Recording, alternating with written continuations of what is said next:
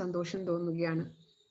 സ്റ്റേറ്റിന്റെ പല ഭാഗത്തു നിന്നും പല ജില്ലകളിൽ നിന്നും ഒരുപാട് പേര് ഈ ഒരു ടോപ്പിക്ക് കേൾക്കാൻ റെഡിയായി വന്നിരിക്കുന്നു എന്നുള്ളത് എറണാകുളം ജില്ലാ കമ്മിറ്റിയെ സംബന്ധിച്ചിടത്തോളം ഏറ്റവും സന്തോഷം നിറഞ്ഞ ഒരു കാര്യമാണ്. ഇന്നത്തെ സാഹചര്യത്തിൽ നീഡ് ഓഫ് ദ അവർ എന്ന് വിശേഷിപ്പിക്കാവുന്ന ഒരു ടോപ്പിക്കാണ് ഇന്ന് നമ്മളിവിടെ സംസാരിക്കാൻ പോകുന്നത്. നമ്മൾ ഏറെ വെല്ലുവിളികൾ നേരിട്ടുകൊണ്ടിരിക്കുന്നത് നമ്മുടെ ചികിത്സാ രംഗത്ത്. ഓരോ മുക്കിലും മൂലയിലും ഇരുന്ന് ഒരുപാട് ആയുർവേദ ഡോക്ടർ പലതരം അസുഖങ്ങളെ ചികിത്സിച്ച് ഭേദമാക്കുന്നുണ്ട്. ഇന്നത്തെ ഒരു ആവശ്യകതയായി മാറിയിരിക്കുന്നു അത് ഡോക്യുമെന്റ് ചെയ്യുക എന്നുള്ളത്. കഴിഞ്ഞ കാലഘട്ടങ്ങളിൽ അതിന്റെ പ്രസക്തി കുറവാണെങ്കിൽ ഇനി വരുന്ന നാളുകളിലും ഇപ്പോഴും അതിന്റെ പ്രസക്തി ഏറി വരികയാണ്.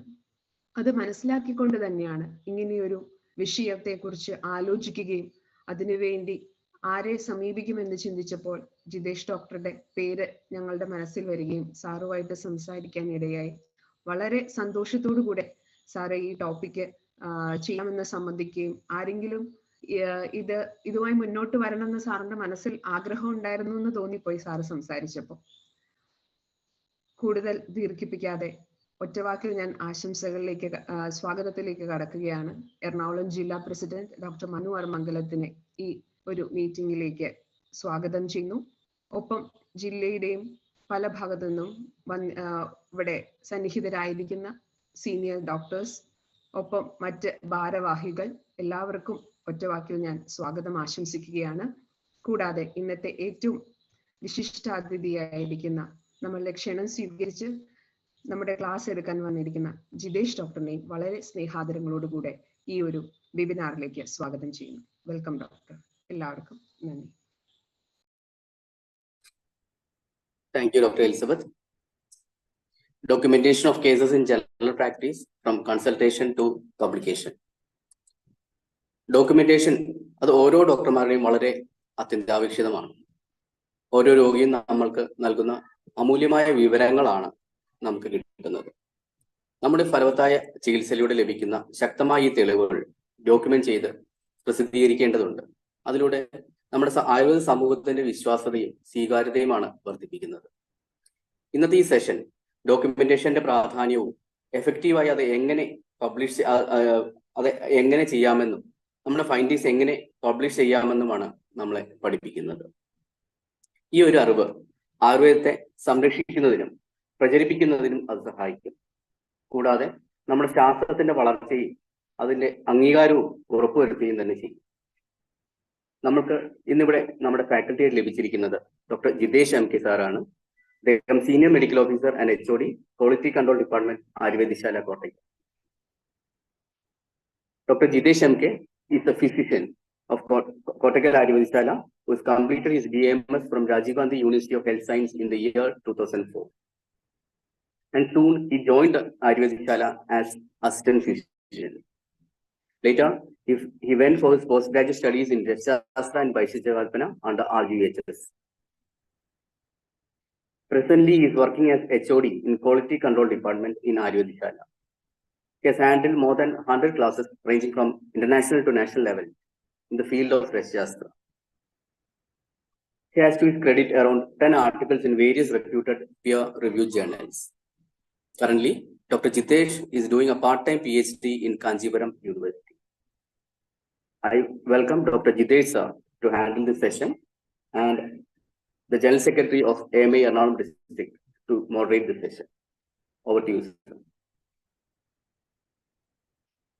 എല്ലാവർക്കും നമസ്കാരം. കേൾക്കാലോ അല്ലേ? ഓക്കെ. എറണാകുളം ജില്ലാ കമ്മിറ്റിയായിട്ട് പല പരിപാടികളിലും സംബന്ധിക്കാൻ കൈകോർക്കാനും അവസരം ധാരാളം ഉണ്ടായിട്ടുണ്ട്. അത് ഓഫ്ലൈനാണ് ഓൺലൈനായിട്ടുമൊക്കെ. അപ്പോൾ എന്തായാലും ഇങ്ങനെയൊരു വ്യത്യസ്തമായിട്ടുള്ളൊരു ടോപ്പിക് എനിക്ക് തന്നതിൽ സത്യം പറഞ്ഞാൽ എലിസബത്ത് ഡോക്ടർ പറഞ്ഞത് വളരെ കറക്റ്റാണ്. ഇത് നമ്മൾ ചെയ്യേണ്ട ഒരു കാര്യം തന്നെയാണ്. അപ്പോൾ എങ്ങനെയാണ് ഇതൊന്ന് ചെയ്യേണ്ടിയിരുന്നത്, എന്തെങ്കിലും ഒരു അവസരം വരുമ്പോഴാണ് ഇതിനെപ്പറ്റി കൂടുതൽ ആൾക്കാരെ ബോധവൽക്കരിക്കാനും ഒക്കെ നമുക്ക് സാധിക്കുക.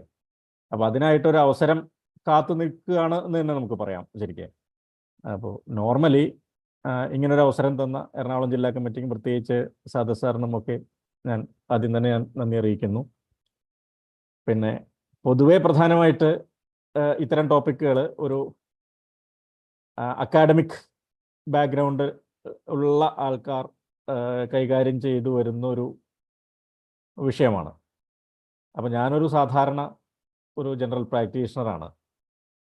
അപ്പോൾ അതുകൊണ്ട് തന്നെ എനിക്ക് പലപ്പോഴും എൻ്റെ ഒരു പേഴ്സണൽ ഒപ്പീനിയൻ പറയുകയാണെങ്കിൽ ഒരു GP അല്ലെങ്കിൽ ഒരു സാധാരണ ഒരു പ്രാക്ടീഷണർ എന്തൊക്കെയാണ് അഭിമുഖീകരിക്കുന്ന ആളുടെ ക്ലിനിക്കിലും അതുപോലെ തന്നെ ഇനി അഥവാ നമ്മൾ ചികിത്സിക്കുന്നതിലും ആ ചികിത്സ സക്സസ്ഫുള്ളായിട്ട് രേഖപ്പെടുത്തുന്നതിലും ഒക്കെ നമ്മൾ വിജയിച്ചാൽ തന്നെ അതിൽ നമ്മൾ എന്തൊക്കെ പ്രശ്നങ്ങളാണ് നമ്മൾ എന്താ പറയുക അഭിമുഖീകരിക്കുന്നത് എന്നുള്ളത് വളരെ വ്യക്തമായിട്ട് അറിയാവുന്ന ഒരു ആളാണ്.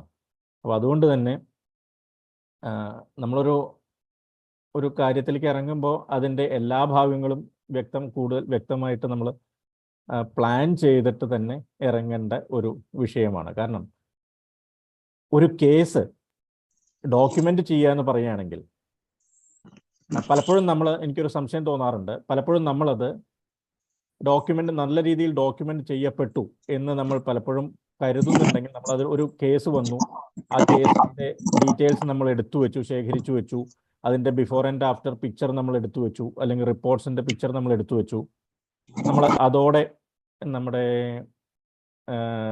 എന്താ പറയുക നമ്മുടെ ഒരു ഉദ്യമം നമ്മൾ അവിടെ അവസാനിപ്പിക്കുകയാണ്. പക്ഷെ അതൊരു ഡോക്യുമെൻ്റ് ആയില്ല ഒരിക്കലും. അത് നമുക്ക് എന്താ പറയുക, നമുക്കൊരു എവിഡൻസ് എന്നേ നമുക്കതിന് പറയാൻ പറ്റുള്ളൂ. നമ്മുടെ കയ്യിലുള്ള അല്ലെങ്കിൽ ഒരു ഡാറ്റ എന്നേ അതിനെ നമുക്ക് പറയാൻ പറ്റുള്ളൂ. അപ്പം നമ്മുടെ കയ്യിലുള്ള ഡാറ്റ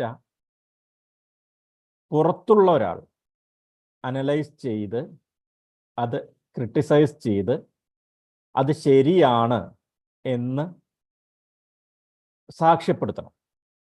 അങ്ങനെ സാക്ഷ്യപ്പെടുത്തി കഴിഞ്ഞാൽ മാത്രമേ അത് ഡോക്യുമെൻ്റ് ആകുന്നുള്ളൂ. അതുവരെ അതൊരു വെറും ഡാറ്റ മാത്രമാണ്.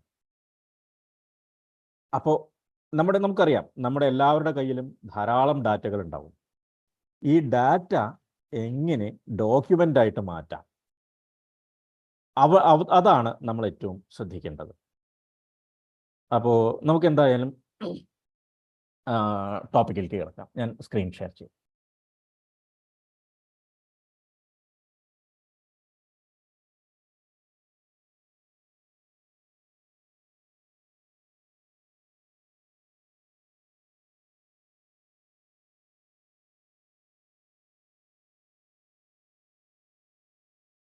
ക്ലിയർ ആണല്ലോ അല്ലേ? ക്ലിയർ ആണ് സർ. ഓക്കെ. അപ്പോൾ അതുകൊണ്ടാണ് ഞാൻ എലിസബത്ത് ഡോക്ടർ പറഞ്ഞപ്പോൾ കൃത്യമായിട്ടും ഇങ്ങനെ ഒരു ഹെഡിങ് തന്നെ കൃത്യമായിട്ട് ഞാൻ സജസ്റ്റ് ചെയ്തത്. കാരണം പലപ്പോഴും നമ്മുടെ കൺസൾട്ടേഷനിൽ അവസാനിപ്പിക്കുകയാണ്. അപ്പോൾ ആ കൺസൾട്ടേഷനിൽ നിന്നും എങ്ങനെ പബ്ലിക്കേഷനിലേക്ക് എത്താം, അതും ഒരു സാധാരണ നമ്മുടെ ഒരു ക്ലിനിക്കിൽ നമ്മുടെ അടുത്തൊരു രോഗി വന്നു വിട്ടു, ആ രോഗിയെ നമ്മൾ ചികിത്സിച്ച് മാറ്റുകയും ചെയ്തു. ഇങ്ങനെ ചികിത്സിച്ചു മാറ്റപ്പെടുന്ന രോഗത്തെ എങ്ങനെ ഒരു ഡോക്യുമെൻ്റാക്കി പൊതുജനത്തിനും അതോടൊപ്പം തന്നെ നമ്മുടെ ശാസ്ത്രശാഖയിലെ നമ്മുടെ സഹപ്രവർത്തകർക്കും എങ്ങനെ ഉപകാരപ്രദമാക്കാം, അതാണ് ശരിക്കും പറഞ്ഞാൽ നമ്മുടെ ഒരു പബ്ലിക്കേഷൻ്റെ ഒരു ഗുണം. അപ്പോൾ നമുക്ക് അതെങ്ങനെ ചെയ്യാൻ പറ്റും എന്നുള്ളതൊന്ന് നോക്കാം. നമുക്കൊരു സുപ്രഭാതത്തിൽ നമ്മുടെ നാളെ തൊട്ടിട്ട് എൻ്റെ അടുത്ത് വരുന്ന എല്ലാ കേസും ഞാൻ നാളെ എഴുതി പബ്ലിഷ് ചെയ്യാൻ പോവുകയാണ് എന്നുള്ള ഒരു ചിന്തയോടെ നമുക്കിരുന്നാൽ നമുക്ക് അതിലൊരു പരിധി കഴിഞ്ഞാൽ നമുക്ക് മടുക്കും. ഇത് സംഭവം വളരെ എളുപ്പമാണ്, ഒട്ടും ബുദ്ധിമുട്ടില്ല. നമുക്ക് ആകെ വേണ്ടത് കുറച്ച് നല്ല ക്ഷമ മാത്രമാണ്. അത്യധികമായിട്ടുള്ള അഗാധമായ പാണ്ഡിത്യം, ശാസ്ത്രത്തിലെ പാണ്ഡിത്യം ഒന്നും ഇതിനാവശ്യമില്ല. അതോടൊപ്പം തന്നെ എന്ത് വേണം, നമ്മുടെ ഒരു ഭയങ്കര കൂടുതലായിട്ടുള്ള ഒരു ടെക്നിക്കൽ നോളജും നമുക്കതിൻ്റെ ആവശ്യമില്ല. നമുക്ക് എന്താ ആവശ്യം, നമുക്ക് ചികിത്സിക്കാൻ അറിയാമോ, ആ ചികിത്സിക്കാൻ നമുക്ക് പറ്റുമെങ്കിൽ, അങ്ങനെ ഒരു രോഗിയെ നമുക്ക് ചികിത്സിക്കാൻ പറ്റുമെങ്കിൽ ആ കേസ് പ്രസിദ്ധീകരിക്കാനും നമുക്ക് പറ്റും. അത് വളരെ എളുപ്പമാണ്. അതിന് ഒന്ന് രണ്ട് കാര്യങ്ങളൊന്ന് ഒരു കാര്യം മാത്രം എപ്പോഴും ശ്രദ്ധിക്കുക. കുറച്ച് ക്ഷമ നന്നായിട്ട് വേണ്ട. ഒരു ഒരു ഒരു എൻഡീവർ ആണ് ഇത് എന്നുള്ളത് നമ്മൾ തുടക്കത്തിൽ തന്നെ ഒന്ന് മനസ്സിലാക്കി വെക്കുക. കാരണം ഈ പ്രോസസ്സ് പലപ്പോഴും മാസങ്ങൾ മുതൽ കൊല്ലങ്ങൾ വരെ എടുത്തേക്കാം. അപ്പോൾ ആദ്യത്തെ ഒരു ദിവസം നമ്മളൊരു കേസ് എഴുതി, നമ്മളതൊക്കെ എഴുതി ഉണ്ടാക്കി, ഡോക്യുമെൻ്റ് അതൊക്കെ ചെയ്തു, ആർട്ടിക്കിളൊക്കെ എഴുതി നമ്മളൊരു ജേണലിലേക്ക് സബ്മിറ്റ് ചെയ്തു.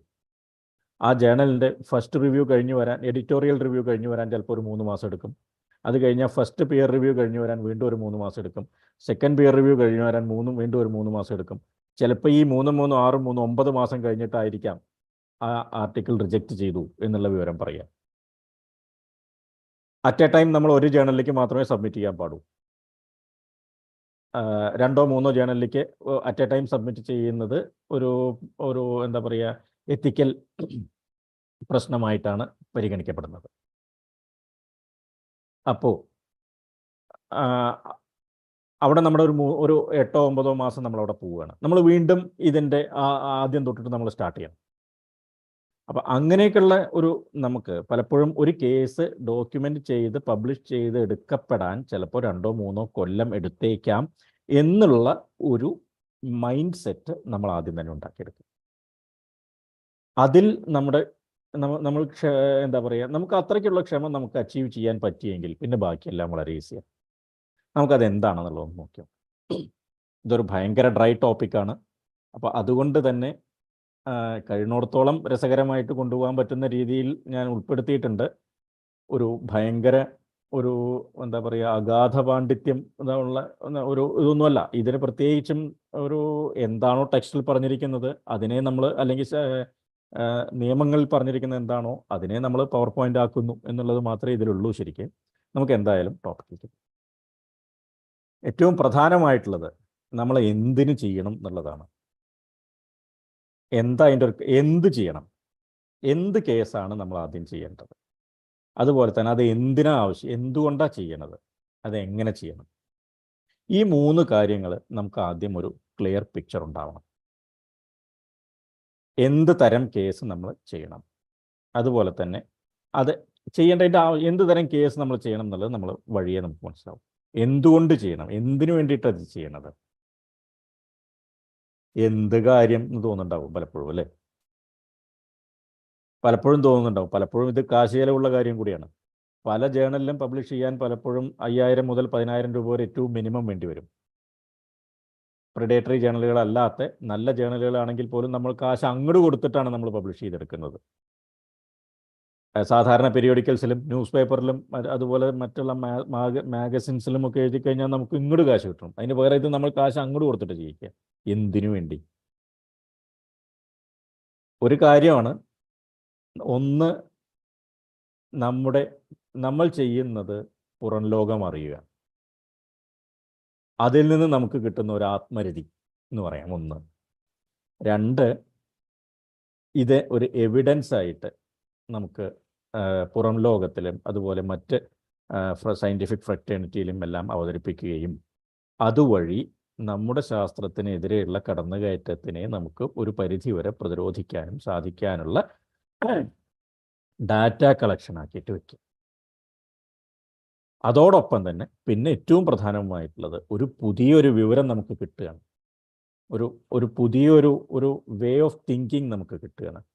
നമ്മൾ ഒരിക്കൽ ഒരു കേസ് നമ്മൾ പബ്ലിഷ് ചെയ്ത് കഴിഞ്ഞു കഴിഞ്ഞാൽ പിന്നെ നമുക്ക് എപ്പോഴും നമ്മുടെ അടുത്ത് വരുന്ന ഓരോ കേസിനെയും നമ്മൾ അപ്രോച്ച് ചെയ്യുന്നത് ആ ഒരു പബ്ലിക്കേഷൻ ആംഗിളിൽ കൂടി ആയിരിക്കും. അത് നമുക്ക് ഇത്തരത്തിലുള്ള ഒരു വിഷൻ നമുക്ക് തരുന്ന ആ ഒരു സപ്പോർട്ടും അത് നമുക്ക് തരുന്ന ഒരു എന്താ പറയുക, ഒരു വ്യൂവും അതൊരു വല്ലാത്ത ഐഡിയയാണ് അത്. അപ്പോൾ ഇതൊക്കെയാണ് ഇതിനൊക്കെ വേണ്ടിയിട്ടാണ് സാധാരണ നമുക്ക് വേണമെങ്കിൽ പബ്ലിഷ് ചെയ്യുന്നത്. ഇനി എങ്ങനെ എന്നുള്ളത് നമുക്കൊന്ന് വഴി കാണാം. പ്രധാനമായിട്ടും for the growth of our science, നമ്മുടെ ശാസ്ത്ര വളർച്ചയ്ക്ക്. ഞാൻ നേരത്തെ പറഞ്ഞു, നമ്മുടെ ശാസ്ത്രത്തിനെതിരെയുള്ള ബുദ്ധൻ്റെ കാലത്ത് പോലും ഇല്ലാത്ത തരം ഒരു അറ്റാക്കാണ് ഇപ്പോൾ നമ്മൾ നേരിട്ടുകൊണ്ടിരിക്കുന്നത്, അല്ലേ? ഒരു പരിധി വരെ ആ ഒരു കാലത്ത് പോയി നമുക്ക് തടഞ്ഞു നിൽക്കാൻ പറ്റി. പക്ഷേ ഇപ്പോൾ നമ്മൾ ശരിക്കും വളരെയധികം പ്രതിരോധത്തിലേക്ക് മാറിക്കൊണ്ടിരിക്കുന്ന ഒരു സമയമാണ് നമ്മൾ. അതുപോലെ രണ്ടാമത്തെ വിഷയം വരുന്നത് to get policy level changes. Government സൈഡിൽ നിന്നും, അത് സെൻട്രൽ ഗവൺമെൻറ് ആണെങ്കിലും സ്റ്റേറ്റ് ഗവൺമെൻറ് ആണെങ്കിലും, എന്തെങ്കിലും തരത്തിൽ നമുക്ക് ഫേവറബിൾ ആയിട്ടുള്ള നമുക്ക് തീരുമാനങ്ങൾ എന്തെങ്കിലും വേണമെന്നുണ്ടെങ്കിൽ നമ്മുടെ കയ്യിൽ ഡാറ്റ വേണം, നമ്മുടെ കയ്യിൽ ഡോക്യുമെൻ്റ് വേണം. എങ്കിൽ മാത്രമേ, അത്തരം ഡോക്യുമെൻ്റ് ഉണ്ടെങ്കിൽ മാത്രമേ നമുക്ക് ഏറ്റവും ഈസി ആയിട്ട് ഇത്തരത്തിലുള്ള ഇത്തരത്തിലുള്ള തീരുമാനങ്ങളും നമുക്ക് അനുകൂലമായിട്ടുള്ള തീരുമാനങ്ങൾ നേടിയെടുക്കാൻ സാധിക്കും. പിന്നെ ടു ഗെറ്റ് മോർ ആക്സെപ്റ്റൻസ്. നമുക്കത് നോക്കിയാൽ അറിയാം. ഇപ്പം നമ്മളെ പലപ്പോഴും ട്രഡീഷണൽ ചൈനീസ് മെഡിസിനുമായിട്ടാണ് നമ്മൾ കമ്പയർ ചെയ്യുന്നത്. നമ്മളൊന്ന് സെർച്ച് ചെയ്ത് കഴിഞ്ഞാൽ ആയുർവേദ എന്നുള്ള പേരിൽ നമ്മൾ പബ്മെഡിലൊക്കെ സെർച്ച് ചെയ്യുകയാണെങ്കിൽ നമുക്ക് മാക്സിമം കിട്ടാവുന്നത് ഒരു 4000-5000 ആർട്ടിക്കിളാണ്. അതേസമയം ഹൈലി ഡെവലപ്ഡ് ഇതിൻ്റെ ഒരു ചൈനീസ് സിസ്റ്റമായിട്ടുള്ള ട്രഡീഷണൽ ചൈനീസ് മെഡിസിനിൽ നമുക്ക് കിട്ടുക ഏകദേശം 75,000-ഓളം ആർട്ടിക്കിൾ നമുക്ക് കിട്ടും. ഇതൊക്കെ അവിടെ നിൽക്കട്ടെ, ഇതൊന്നും ഒരു ഭാഗമല്ല, നമുക്ക് ഒരു ഇൻട്രോ പറഞ്ഞു എന്ന് മാത്രം. എന്തുകൊണ്ടാണ് നമുക്ക് ഇത്രയും പ്രശ്നങ്ങൾ വരുന്നത്? അതും നമ്മളൊന്ന് മനസ്സിലാക്കി കഴിഞ്ഞാലേ നമുക്കതിനെ എൻകൗണ്ടർ ചെയ്യാനും പറ്റുള്ളൂ. ഒന്ന്, ഫണ്ടിങ്ങിൻ്റെ കുറവ് നല്ല പ്രശ്നമാണ്. നമുക്ക് സ്വന്തമായിട്ട് തന്നെ ഇങ്ങനെ ഒരു കഷ്ടിമുട്ടി ഇങ്ങനെ ജീവിച്ചു പോകുന്നു. അതാണ് അതിൻ്റെ കൂടെ ഇത്തരത്തിലുള്ള ഗവേഷണങ്ങൾക്ക് കൂടി ഒരു ഫണ്ടിങ് എന്നുള്ളത് ഒരു സാധാരണ ഒരു പ്രാക്ടീഷണറെ സംബന്ധിച്ച് ബുദ്ധിമുട്ടാണ്. അടുത്ത പ്രശ്നം, നമ്മുടെ കോഴ്സ് കരിക്കുലത്തിൽ ഇപ്പോൾ ഉണ്ടോ എന്നുള്ളത് എനിക്കറിയില്ല, കാരണം ഞാനൊരു അക്കാഡമിയിൽ ഇല്ലാത്തത് കൊണ്ട് ഇപ്പോഴത്തെ സിലബസിൽ ഉണ്ടോ എന്നുള്ളത് അറിയില്ല. പക്ഷേ ഞങ്ങളൊന്ന് പഠിക്കുന്ന സമയത്ത് ഇങ്ങനെ ഒരു ഐഡിയ പോലും നമ്മുടെ സിലബസിലില്ല. എങ്ങനെ എഴുതണം, നമ്മുടെ മാക്സിമം എഴുതാവുന്നത് ഏതെങ്കിലും തരത്തിലുള്ള മാഗസിൻ, ഒരു ആരോഗ്യ മാസിക, ഒരു ആരോഗ്യത്തിലോ എഴുതുകയാണ് നമുക്ക് ചെയ്യാവുന്ന നമ്മുടെ ഒരു ഐഡിയ ശരിക്കും അന്ന് എഴുതുന്നത്. അപ്പോൾ അതിൽ നിന്നും നമുക്ക് വേണ്ട രീതിയിൽ ഇത്തരത്തിലുള്ള സയൻറ്റിഫിക് റൈറ്റിങ്ങിൻ്റെ വേണ്ട രീതിയിൽ ഒരു അവയർനെസ് ലഭിക്കുക, അതോടൊപ്പം തന്നെ വേണ്ട രീതിയിലുള്ള ട്രെയിനിങ്ങിൻ്റെ അപര്യാപ്തത, ഇത്രയും കാര്യങ്ങളാണ് പ്രധാനമായിട്ടും ഞാൻ മനസ്സിലാക്കിയിട്ടുള്ളത്. ഇത്തരത്തിലുള്ള ഏത് ക്ലാസ്സിലേക്ക് പോയാലും ഈ ഒരു ട്രയാങ്കിളും കാണിച്ചിട്ടുണ്ടാവും. ഇത് ബേസ് ചെയ്തിട്ടാണ് പൊതുവേ ആൾക്കാർ പറയുന്നത്. അപ്പോൾ ഞാൻ കൂടുതൽ ഇതിലേക്ക് ഒന്നും പോകുന്നില്ല. നമ്മൾ ഏറ്റവും ശ്രദ്ധിക്കേണ്ടത്, ഞാൻ ആ ടിക്ക് വെച്ചിട്ടുള്ള ആ ഒരു ഭാഗം ഒരു ജനറൽ പ്രാക്ടീഷണറെ സംബന്ധിച്ച്, ബാക്കിയുള്ളതൊന്നും മെറ്റാ അനാലിസിസും അതുപോലെ റാൻഡമൈസ് കൺട്രോളും കൊഹോർട്ട് സ്റ്റഡീസും കേസ് കൺട്രോൾ സ്റ്റഡീസും ഒന്നും നമുക്ക് നമ്മുടെ ക്ലിനിക്കിൽ നടത്താൻ അത്ര പ്രായോഗികമല്ല. അതിനുള്ള ഫണ്ടും നല്ലോണം വേണം, അതിൻ്റെ ഒപ്പം തന്നെ നല്ലോണം മാൻ പവർ വേണം, അതിനായിട്ട് തന്നെ നടക്കണം. അതെല്ലാം ഒരു റിസർച്ചേഴ്സ് ചെയ്യേണ്ട പണിയാണ്. നമ്മൾ ചികിത്സകരാണ്, നമ്മൾക്ക് ചെയ്യാവുന്നത് എന്താണ്? നമ്മുടെ അടുത്ത് വരുന്നു, നമ്മൾ ചികിത്സിച്ചു മാറ്റുന്ന ഗവേഷകർ ചികിത്സിക്കുന്നില്ല, അവർ ഗവേഷണം മാത്രം നടത്തുക ചെയ്യുന്നത്. അപ്പം നമുക്ക് ചെയ്യാവുന്നത് എന്താണ്? നമ്മൾ ചികിത്സിക്കുന്ന രോഗികളെ ഭാവിയിലേക്ക് ഉതകുന്ന തരത്തിൽ നമുക്കതിനെ രേഖപ്പെടുത്തി വയ്ക്കാം. ഇതിൻ്റെ ആ ഒരു ക്രോണോളജിക്കൽ ഓർഡറാണ്. അപ്പം വരുന്നത് ശ്രദ്ധിച്ചു കഴിഞ്ഞാൽ അറിയാം, ഈ കേസ് റിപ്പോർട്ടും കേസ് സീരീസുമാണ് നമുക്ക് ഏറ്റവും ഈസി ആയിട്ട് ഒരു ക്ലിനിക്കിൽ നമുക്ക് ചെയ്തെടുക്കാവുന്നത്. അപ്പം അത് താഴെയാണ് കിടക്കുന്നത്. അപ്പം എങ്കിൽ കൂടി അതൊരു ഫൗണ്ടേഷനാണ്. ഇത് ബേസ് ചെയ്ത് ഈ പറയുന്ന നമ്മുടെ മറ്റു സൈഡിൽ നിൽക്കുന്ന ഗവേഷകർക്ക് ഇത് ബേസ് ചെയ്തിട്ട് അവരുടേതായിട്ടുള്ള രീതിയിൽ ഗവേഷണങ്ങൾ നടത്തി കൂടുതൽ സ്ട്രോങ് ആൻഡ് സോളിഡ് ആയിട്ടുള്ള ഡാറ്റ ഉണ്ടാക്കിയെടുക്കാൻ സാധിക്കും. എപ്പോഴും ശ്രദ്ധിക്കുക, ഇതിൻ്റെയും താഴെയാണ് നമ്മൾ പലപ്പോഴും പല ഡിസ്കഷനിലും നമ്മൾ പൊക്കി പിടിച്ചുകൊണ്ട് പോകുന്നത് ഇത്തരത്തിലുള്ള അനിമൽ സ്റ്റഡീസും സെൽ ലൈൻ സ്റ്റഡീസും ലാബോറട്ടറി ടെസ്റ്റ് ട്യൂബിൽ നടത്തുന്ന സ്റ്റഡീസും ഒക്കെയാണ്.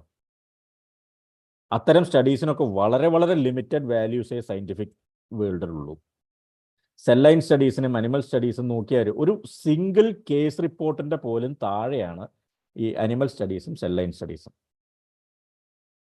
അപ്പോൾ അതുകൊണ്ട് തന്നെ കഴിയുന്നിടത്തോളം അത്തരത്തിലുള്ള നമുക്ക് നമ്മുടേതായിട്ടുള്ള കേസ് റിപ്പോർട്ട്, ഒരു സിംഗിൾ കേസ് റിപ്പോർട്ട് നമ്മൾ ചെയ്യുകയാണെങ്കിൽ തന്നെ അത് എത്രയോ കാശ് ചിലവാക്കി, ലക്ഷങ്ങൾ ചിലവാക്കി നടത്തുന്ന അനിമൽ സ്റ്റഡീസിൻ്റെയൊക്കെയാണ് മീതെയാണ് അതിൻ്റെ ഒരു ക്രെഡിബിലിറ്റി കിടക്കുന്നത്. അപ്പോൾ നമുക്ക് എങ്ങനെ കേസ് റിപ്പോർട്ടും കേസ് സീരീസും ചെയ്യാം? നമ്മുടെ അടുത്ത് വരുന്ന കേസിനെ റിപ്പോർട്ട് ചെയ്യുക, അതാണ് കേസ് റിപ്പോർട്ട്. ഒറ്റ കേസ്, ഒരേ പാറ്റേണിലുള്ള കുറേ കേസുകൾ നമ്മുടെ അടുത്ത് വന്നു കഴിഞ്ഞാൽ അതിനെ ഒരു സീരീസ് ആക്കിയിട്ട് റിപ്പോർട്ട് ചെയ്യുക. അത് കേസ് സീരീസ്. ഇത്രയേ ഉള്ളൂ സംഭവം. നമുക്ക് എന്താണെന്നുള്ളതൊന്ന് നോക്കി നോക്കാം. സംഭവം നോക്കുമ്പോൾ നമുക്ക് മനസ്സിലാവും ഭയങ്കര നിസ്സാരം അല്ലേ. ഒരു കേസ് റിപ്പോർട്ട് ചെയ്യുക. നമ്മുടെ അടുത്ത് ഒരു രോഗി വന്നു, അയാൾ ഇന്ന് നമ്മൾ മരുന്ന് കൊടുത്തു, അയാൾ പോയി, ആ കേസ് നമ്മൾ റിപ്പോർട്ട് ചെയ്തു, അത് നമ്മൾ ജേർണലിലേക്ക് അയച്ചു കൊടുത്തു, അടുത്ത മാസം പബ്ലിഷ് ചെയ്തു വന്നു, കാര്യം കഴിഞ്ഞു. പക്ഷേ നമ്മൾ പറയുന്ന പോലെ നിസ്സാരമല്ല അത്. നമുക്കതിൻ്റെ ചില സ്റ്റെപ്സ് ഫോളോ ചെയ്യാനുണ്ട്. ആ സ്റ്റെപ്സ് ഫോളോ ചെയ്ത് കഴിഞ്ഞാൽ നമുക്ക് മനസ്സിലാവും ഇത്രയ്ക്ക് ഈസി ആണോ ഇത് എന്ന്. കാരണം ഇറ്റ്സ് എ വെരി ഞാൻ പറഞ്ഞ ഈ ക്ഷമ ഉണ്ടെന്നുണ്ടെങ്കിൽ ഇത് സാമാന്യം വളരെ എളുപ്പമുള്ളൊരു പരിപാടിയാണ്. അപ്പം നമുക്കൊന്ന് എങ്ങനെയാണെന്നുള്ളത് നോക്കി. നമ്മളൊരു റിസർച്ചർ ആവണ്ട, ഒരു ഗവേഷകനാവണ്ട. ഒരു ഗവേഷകന് മാത്രമേ ആർട്ടിക്കിൾസ് പബ്ലിഷ് ചെയ്യാൻ പറ്റൂ എന്നുള്ള ഒരു വിഷയമേ അവിടെ വരുന്നില്ല. ആർക്കും ചെയ്യാം. നമ്മളൊരു ഒരു കേസ് നമ്മൾ ചികിത്സിച്ച് വിജയിപ്പിച്ചിട്ടുണ്ടെങ്കിൽ അതിനെ നമുക്ക് ചെയ്യാം. അതിൻ്റെ ഡാറ്റ നമ്മുടെ കൈവശമുണ്ടെങ്കിൽ നമുക്കതിനെ പബ്ലിഷ് ചെയ്യാം. അത്രയേ ഉള്ളൂ. അപ്പോൾ അതുകൊണ്ട് തന്നെ ഇതൊരു വലിയ സംഭവമാണ്. എന്താ പറയുക, വലിയ മലയാണ്. അതൊന്നും നമ്മൾ ആലോചിക്കേണ്ട കാര്യമില്ല. ആർക്കും ചെയ്യാവുന്ന വളരെ എളുപ്പമുള്ളൊരു പരിപാടി. നമുക്കതൊന്ന് നോക്കാം. സ്റ്റെപ്സ് എന്താണെന്നുള്ളത് നോക്കാം. ഏറ്റവും ആദ്യം ശ്രദ്ധിക്കാനുള്ളത് നമ്മുടെ പഴയ ബാലേന്ദ്രമേനോൻ്റെ പരിപാടി ഉണ്ടല്ലോ, കഥ, തിരക്കഥ, സംഭാഷണം, സംഗീതം, സംവിധാനം, അതിൻ്റെ ഒപ്പം തന്നെ നായകനായിട്ട് അഭിനയിക്കുകയും ചെയ്യും. ഇനി അതിൻ്റെ കൂടെ പലപ്പോഴും നിർമ്മാണം കൂടി ഉണ്ടാവും. ഈ ഒരു പരിപാടി ഇതിന് അത്രയ്ക്ക് ഫേവറബിൾ അല്ല. എല്ലാം നമ്മൾ തന്നെ ചെയ്യുക എന്നുള്ളതൊരു ഫേവറബിൾ അല്ല. ഏറ്റവും ശ്രദ്ധിക്കാനുള്ളത് നമുക്ക് നമ്മുടേതായിട്ടുള്ള രീതിയിൽ നമുക്ക് പറ്റുന്ന രീതിയിലുള്ള ഒരു 3-4 പേരുടെ ഒരു ഗ്രൂപ്പ് ഉണ്ടാക്കിയെടുക്കണം. അതാണ് ഏറ്റവും ശ്രദ്ധിക്കുക. കാരണം നമ്മുടെ കൂട്ടത്തിലുള്ള ചില ആൾക്കാർ നല്ല ചികിത്സകരായിരിക്കും. അവർക്ക് എഴുതാൻ അറിഞ്ഞുകൊള്ളുന്നില്ല, അല്ലെങ്കിൽ എഴുതാനുള്ള സ്കിൽ ഉണ്ടായിക്കൊള്ളുന്നില്ല. ഈ എഴുതാനുള്ള സ്കില്ലുള്ള ആൾ ചികിത്സകനായിക്കൊള്ളുന്നില്ല. അതുപോലെ തന്നെ ഇതിൻ്റെ ഒരു ടെക് സേവിയർ ആയിട്ടുള്ള ഒരാളുണ്ടാവും, അയാൾക്ക് ബാക്കി രണ്ടും അറിഞ്ഞുകൊള്ളുന്നില്ല. അപ്പം ഇത്തരത്തിലുള്ള നമ്മുടെ തന്നെ ഇടയിലുള്ള 3-4 പേരുടെ ഒരു ഗ്രൂപ്പ്, ഒരു സമാന മനസ്കരുടെ ഒരു ഗ്രൂപ്പ് നമ്മൾ ഉണ്ടാക്കുകയാണെങ്കിൽ ഈ പരിപാടി വളരെ എളുപ്പമാണ്. നമുക്ക് വർക്ക് ഡിവൈഡ് ചെയ്ത് കൊടുക്കുക. അത് കഴിഞ്ഞാൽ എല്ലാം കൂടി കമ്പൈൽ ചെയ്യുക. അത്രയേ ഉള്ളൂ. അപ്പം അതുകൊണ്ട് തന്നെ കഴിയുന്നിടത്തോളം നമ്മളൊരു ഒറ്റ പേഴ്സണായിട്ട്, സിംഗിൾ മാൻ ആയിട്ട് നമ്മൾ ഈ പരിപാടിക്ക് ഇറങ്ങാതിരിക്കുക. എപ്പോഴും 2-3 ആൾക്കാരെ കൂട്ടുക. ഇതെന്തായാലും ഒന്ന് കാര്യമായിട്ട് ശ്രദ്ധിക്കുക. പിന്നെ നമ്മളൊരു ആർട്ടിക്കിൾ എഴുതുന്നതിൻ്റെ മുമ്പ് അനവധി ആർട്ടിക്കിൾ വായിക്കുക. ഒരു 10-15 അല്ലെങ്കിൽ 10-50 ആർട്ടിക്കിൾ നമ്മൾ റെഗുലറായിട്ട് നമ്മൾ വായിച്ചുകൊണ്ടിരുന്നാൽ നമുക്ക് വളരെ ഈസി ആയിട്ട് അത് എഴുതാനും പറ്റും. കാരണം ഇത് ആർട്ടിക്കിൾ എഴുതൽ വളരെ എളുപ്പമാണ്. ഇത് കഴിഞ്ഞ് കഴിഞ്ഞാൽ ഞാൻ ഇത് പറയുമ്പോൾ നമുക്ക് മനസ്സിലാവും. ആ ഒരു ട്രാക്കിലേക്ക് എത്തേ വേണ്ടു. നമുക്കൊന്ന് നോക്കാം. നേരത്തെ പറഞ്ഞു എന്താണ് കേസ് റിപ്പോർട്ട്.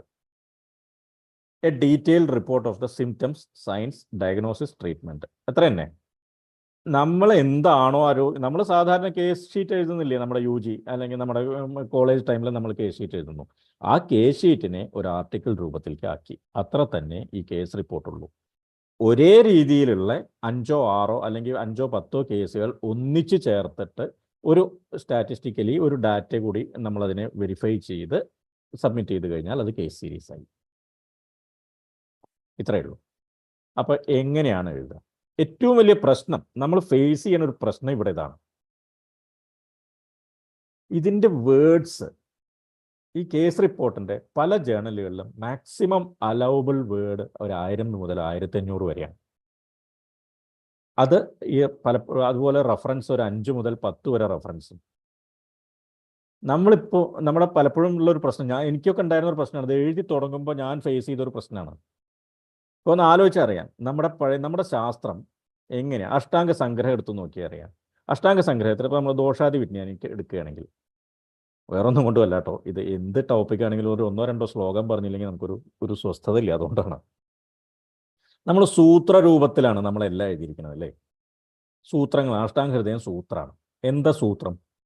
അല്പാക്ഷരം, അസന്ദിഗ്ധം, സാരവത്, വിശ്വതോമുഖം, അസ്തോഭം, അനവദ്യം ച സൂത്രം സൂത്രവിദോ വിദു. അല്പാക്ഷരമായിരിക്കണം, അസന്ദിഗ്ധമായിരിക്കണം, സാരവത്തായിരിക്കണം, വിശ്വതോമുഖമായിരിക്കണം, എല്ലാം എന്താ പറയുക, കൺസിസ്റ്റ് ചെയ്യുന്നതായിരിക്കണം. അസ്തോഭം, അനവദ്യം ച, വായിക്കുമ്പോൾ വളരെ വൃത്തിയായിട്ട് നമുക്ക് മനസ്സിലാവണം. സൂത്രം സൂത്രവിധോ, ഇതാണ് സൂത്രം. നമ്മൾ ഈ സൂത്രം പഠിച്ചിട്ടുള്ള ആൾക്കാരാണ്, പക്ഷെ നമ്മുടെ അടുത്തുനിന്ന് ആ ഒരു കഴിവ് എപ്പോഴോ കൈമോശം വന്നു പോയിട്ടില്ലേ എന്നൊരു സംശയമുണ്ട് എനിക്ക്. കാരണം അഷ്ടാംഗ സംഗ്രഹം എടുത്ത് നോക്കിയാൽ നമ്മൾ ആ ക്രോണോളജിക്കൽ ഓർഡർ, ഇപ്പം സുശ്രുതമാണെങ്കിൽ ചരകം, അഷ്ടാംഗ സംഗ്രഹം, അഷ്ടാംഗ ഹൃദയം എത്തുമ്പോൾ നമുക്കതിങ്ങനെ ചുരുങ്ങി ചുരുങ്ങി ചുരുങ്ങി ഇങ്ങനെ ശരിക്കും സാരവത്തായി വരുന്നത് നമുക്ക് കാണാം. ഉദാഹരണം പറഞ്ഞാൽ കൃത്യമായിട്ട് മനസ്സിലാവും. ഇപ്പോൾ ദോഷാദി വിജ്ഞാനീയത്തിൽ അഷ്ടാംഗ സംഗ്രഹത്തിൽ ധാതുക്കളുടെ ഗുണം പറയണോടത്ത് രസം, തുഷ്ടിപ്രീണന രക്തപുഷ്ടി വിസ്തുരസ, ജീവന വർണ്ണപ്രസാദനം മാംസപോഷണയോ രസൃ എന്നൊക്കെ പറഞ്ഞ് ഓരോ ഒന്നിനും വലിയ വലിയ വലിയ ലൈനുകൾ പറയുന്നു. സംഗ്രഹം അത് അഷ്ടാംഗ ഹൃദയം എത്തുമ്പോൾ എന്തായി? പ്രീണനം, ജീവനം, ലേപം, സ്നേഹോദ്ധാരണ, പൂരണം. ഒരു പേജിൽ അഷ്ടാംഗ സംഗ്രഹത്തിൽ പറഞ്ഞത് ഒറ്റ വരിയിൽ അഷ്ടാംഗ ഹൃദയത്തിൽ ഒതുക്കി. അപ്പോൾ നമ്മൾ ഇവിടെ വരുന്ന പ്രശ്നം എന്താണെന്ന് വെച്ചാൽ, ഇപ്പോൾ നമുക്കൊരു എവിടുന്നോ ഇപ്പോൾ വരുന്ന പല പല നമ്മുടെ ആർട്ടിക്കിളുകൾ, പ്രത്യേകിച്ച് മലയാളത്തിലൊക്കെ ഉള്ള ആർട്ടിക്കിളുകൾ, പണ്ട് അഷ്ടാംഗ സംഗ്രഹത്തിൽ 2 പേജിൽ പറഞ്ഞത് അഷ്ടാംഗ ഹൃദയത്തിൽ എത്തുമ്പോഴേക്കും ഒരു വരിയായത് ഇപ്പോൾ ഒരു വരിയിൽ പറഞ്ഞത് പലപ്പോഴും പല റെഫറൻസും എല്ലാം കൂടി ചേർത്തിട്ട് 2 പേജിലേക്ക് അങ്ങോട്ട് നീണ്ടു പോവുക. അപ്പോൾ എപ്പോഴും നമ്മൾ ചുരുക്കി പറയാനുള്ളതും വളരെ കുറഞ്ഞ വാക്കുകളിൽ നമ്മൾ ഉദ്ദേശിക്കുന്ന ആശയം പ്രകടിപ്പിക്കാനുമുള്ളൊരു കഴിവ് വേണം. ഞാനൊരു ചെറിയൊരു ഉദാഹരണം പറയുകയാണെങ്കിൽ, ഇതിൻ്റെ പിന്നിലുള്ള രാഷ്ട്രീയത്തെ എടുക്കുകയും ചെയ്യരുത്. ഞാൻ എന്താണ് പറഞ്ഞത് എന്നുള്ളതിൻ്റെ കൃത്യമായിട്ട് മനസ്സിലാക്കാൻ വേണ്ടിയിട്ട് ഒരു ചെറിയൊരു ഉദാഹരണം ഞാൻ ഇടുന്നു എന്നുള്ളത് മാത്രം, അത്രയേ ഉള്ളൂ. എനിക്ക് യാതൊരു രാഷ്ട്രീയവും ഇല്ല, ഇതിൻ്റെ പിന്നിൽ യാതൊന്നുമില്ല. നമ്മളെല്ലാവരും യൂട്യൂബിലും മറ്റേ വാട്സപ്പിലും ഒക്കെ വളരെ എന്താ പറയുക, തമാശയോടെ ഒരു കാര്യം നമ്മൾ കേട്ടിട്ടുണ്ടായിരുന്നു ആ ഇലക്ഷൻ്റെ സമയത്ത്, അല്ലേ? വൃന്ദ കാരാട്ട് വന്നിട്ട് പ്രസംഗിച്ചു പോയത്. നമ്മുടെ ഇവരുടെ എന്താ പറയുക, ശ്രീമതി പത്മജ വേണുഗോപാലിൻ്റെ ഇതിൻ്റെ എന്താ പറയുക, ഒരു പാർട്ടിയിൽ നിന്നും മറ്റു പാർട്ടിയിലേക്കുള്ള മാറ്റം. ഈ വൃന്ദ കാരാട്ട് 3-4 സെൻറ്റൻസിൽ പറഞ്ഞ ആ കാര്യം ട്രാൻസ്ലേറ്റർ എത്ര വൃത്തിയായിട്ടാണ് ഒറ്റ വേർഡിൽ ഒതുക്കിയത് എന്നുള്ളതാണ്. അതാണ് ശരിക്കും നമ്മൾ പഠിക്കേണ്ട ഒരു വിഷയം. നമ്മൾ പരത്തി പറയാൻ നമുക്ക് എല്ലാവർക്കും പറ്റും. ഈ പരത്തി പറഞ്ഞാൽ മാറ്റിയിട്ട് അത് ഒതുക്കി പറയാൻ നമ്മൾ ഒന്നുകൂടി ശീലിക്കണം. അത് ശീലിച്ചു കഴിഞ്ഞാൽ ഈ കേസ് റിപ്പോർട്ട് എഴുതൽ വളരെ എളുപ്പമാണ്. ഞാൻ ഒരിക്കൽ കൂടി പറയട്ടെ, ഇതിൻ്റെ പിന്നെ രാഷ്ട്രീയമില്ല, വെറും ഒരു തമാശയ്ക്ക് മാത്രം വേണ്ടി പറഞ്ഞതാണ് കേട്ടോ. എന്താണ് നമ്മൾ ചെയ്യേണ്ടത് ഇതിൽ? എന്ത് തരം, ഇപ്പം തോന്നുന്നുണ്ടോ എന്ത് തരം കേസാണ് നമ്മൾ എഴുതേണ്ടത് എന്ന്, അല്ലേ? എന്തൊക്കെ തരം കേസ് നമ്മുടെ അടുത്ത് വരുന്ന, സ്ഥിരമായിട്ട് വരുന്ന ഊരവേദന, നടുവേദന നമുക്ക് പബ്ലിഷ് ചെയ്യാൻ പറ്റുമോ? അതല്ലെങ്കിൽ മുട്ടുവേദനക്കാരെ നമുക്ക് പബ്ലിഷ് ചെയ്യാൻ പറ്റുമോ? ശ്വാസം മുട്ട് പബ്ലിഷ് ചെയ്യാൻ പറ്റുമോ? ചുമ പബ്ലിഷ് ചെയ്യാൻ പറ്റുമോ? പനി പബ്ലിഷ് ചെയ്യാൻ പറ്റുമോ? അപ്പം എന്തൊക്കെയാണ് നമ്മൾ ഈ കാര്യത്തിൽ ശ്രദ്ധിക്കേണ്ടത്, അല്ലെങ്കിൽ എന്ത് തരം കേസാണ് പബ്ലിഷ് ചെയ്യേണ്ടത്, അതും നമുക്കൊരു ഐഡിയ ഉണ്ടാവണം, അല്ലേ? ഉദാഹരണത്തിന് പലപ്പോഴും നമ്മുടെ ഒരു പ്രശ്നം, നമ്മൾ തന്നെ അറിയാതെ മരുന്ന് കൊടുത്തു കഴിഞ്ഞിട്ട് രോഗി പിന്നത്തെ ഒരു മാസം കഴിഞ്ഞിട്ട് വരുമ്പോഴായിരിക്കും മുഴുവനായിട്ട് മാറിയിട്ടുണ്ടാവുക. നമ്മൾ തന്നെ ചിലപ്പോൾ അന്തം വിട്ട് പോയിട്ടുണ്ടാവും, അല്ലേ? ഇതെങ്ങനെയാണ് മാറിയത് അല്ലെങ്കിൽ എന്താണ് എന്നുള്ളത് പലപ്പോഴും നമുക്ക് തന്നെ ഒരു അന്തമില്ലാത്തൊരവസ്ഥ വന്നു വിട്ടുണ്ട്. അപ്പോൾ ആ ഒരു അവസ്ഥ ഉള്ള കേസുകളല്ലാതെ തന്നെ പലപ്പോഴും നമ്മൾ വളരെ ലോജിക്കലായി നമ്മൾ ആലോചിച്ച് നമ്മൾ മരുന്ന് കൊടുത്ത് ചികിത്സിക്കുന്ന തരം കേസുകൾ, അതുപോലെ തന്നെ ആ രോഗിയുടെ ഫോളോ അപ്പ് നമ്മുടെ അടുത്ത് തന്നെ ഉണ്ടാവും എന്ന് ഉറപ്പുള്ള തരം കേസുകളാണ് നമ്മളെപ്പോഴും ഡോക്യുമെൻ്റ് ചെയ്യാനായിട്ട് പുറപ്പെടേണ്ടത്. ഇത്തരം കാര്യങ്ങളാണ് ഒരു കേസ് റിപ്പോർട്ട് എഴുതാൻ യോഗ്യമായിട്ടുള്ള കേസുകൾ. ഒരു പുതിയൊരു ഡിസീസ് ഇവോൾവ് ചെയ്യുക, ഞാൻ എന്താണ് ഓരോന്നിൻ്റെ എക്സാമ്പിൾ ഞാൻ പിന്നെ വീണ്ടും പറഞ്ഞു തരാം. പുതിയൊരു ഡിസീസ്, ഇപ്പോൾ ഉദാഹരണത്തിന് നിപ്പ അല്ലെങ്കിൽ കോവിഡിൻ്റെ തുടക്കം, ഒരു കേസ് നമ്മുടെ അടുത്ത് വന്നു, നമ്മൾ ചികിത്സിച്ചു, അത് നമുക്ക് ഡോക്യുമെൻ്റ് ചെയ്യാം, ഈസിയാണ്. അടുത്തത് റിപ്പോർട്ടഡ് കേസാണ്, പക്ഷേ അത് റെയർലി റിപ്പോർട്ടഡ് ആണ്, അത്ര കോമൺ ആയിട്ട് കാണുന്ന കേസുകളല്ല, അതും കേസ് റിപ്പോർട്ടായിട്ട് നമുക്ക് ചെയ്യാം. പിന്നെ അടുത്തതൊരു അൺയൂഷ്വൽ പ്രസൻറ്റേഷൻ. കോമൺ ഡിസീസ്, സാധാരണ വളരെ കോമൺ ആയിട്ടുള്ള രോഗമായിരിക്കും. ആ രോഗത്തിൻ്റെ പക്ഷെ പ്രസൻറ്റേഷൻ വേറൊരു രീതിയിലായിരിക്കും, നമ്മൾ പ്രതീക്ഷിക്കാത്തൊരു പ്രസൻറ്റേഷൻ. അത്തരം കേസുകളൊക്കെ ഈ കേസ് റിപ്പോർട്ടിൻ്റെ മാർക്കറ്റിൽ ഭയങ്കര ഡിമാൻഡുള്ളത്. പിന്നെ സാധാരണ കൺവെൻഷണൽ മെത്തേഡ് അല്ലാതെ നമ്മൾ ഫോളോ ചെയ്യുന്നത്, ഉദാഹരണത്തിന് വാദശോണിയത്തിൻ്റെ ട്രീറ്റ്മെൻറ്റ്, നമ്മൾ വാദശോണിയത്തിന് രക്തം സ്നിഗ്ധസ്യ ഭവിച്ചു, അല്ലെങ്കിൽ ആ കുഷ്ഠിനം സ്നേഹപാനേനം സർവം പൂർവ്വം വാചരെ എന്ന് പറഞ്ഞ് തുടങ്ങുന്ന ഈ കുഷ്ഠത്തിൽ നമ്മൾ സ്നേഹപാനം വെച്ച് തുടങ്ങാൻ പറയുന്നതിന് പകരം നമ്മൾ വേറെ എന്തെങ്കിലും നമ്മുടേതായിട്ടുള്ള, എന്നാൽ അത് ശാസ്ത്രവിരുദ്ധമാവുകയും ചെയ്യരുത്, നമ്മുടേതായിട്ടുള്ള ഒരു ഇൻ്റർവെൻഷൻ നമ്മളവിടെ തുടങ്ങുക. അതൊരെണ്ണം. പിന്നെ ഈ സക്സസ്, അടുത്തതാണ് ഏറ്റവും ഇമ്പോർട്ടൻറ്റ്, സക്സസ് സ്റ്റോറീസ് മാത്രമായിരിക്കണം പബ്ലിഷ് ചെയ്യേണ്ടത് എന്ന് ഒരിക്കലും വിചാരിക്കരുത്. നമ്മൾ ചികിത്സയുടെ ഇടയിൽ നമുക്ക് എന്തെങ്കിലും കോംപ്ലിക്കേഷൻസ് നേരിട്ടിട്ടുണ്ടെങ്കിൽ അതും നമുക്ക് പബ്ലിഷ് ചെയ്യാം. നമ്മുടെ ട്രീറ്റ്മെൻറ്റ് ഫെയിലിയർ ആണെങ്കിൽ അതും പബ്ലിഷ് ചെയ്യാം.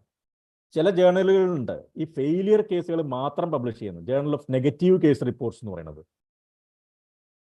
കാരണം പലപ്പോഴും നമ്മുടെ ഒരു സഹപ്രവർത്തകനെ സഹായിക്കുന്നത് നമ്മൾ ചികിത്സിച്ച് മാറ്റി ഭേദമാക്കിയ കേസുകളായിരിക്കില്ല, പകരം ചികിത്സിച്ച് കുളമാക്കിയ കേസുകളായിരിക്കും. കാരണം അയാൾക്ക് അത് ആ ഒരു മെത്തേഡ് അയാൾക്ക് ഇനി വീണ്ടും അത് ഫോളോ ചെയ്യണ്ട.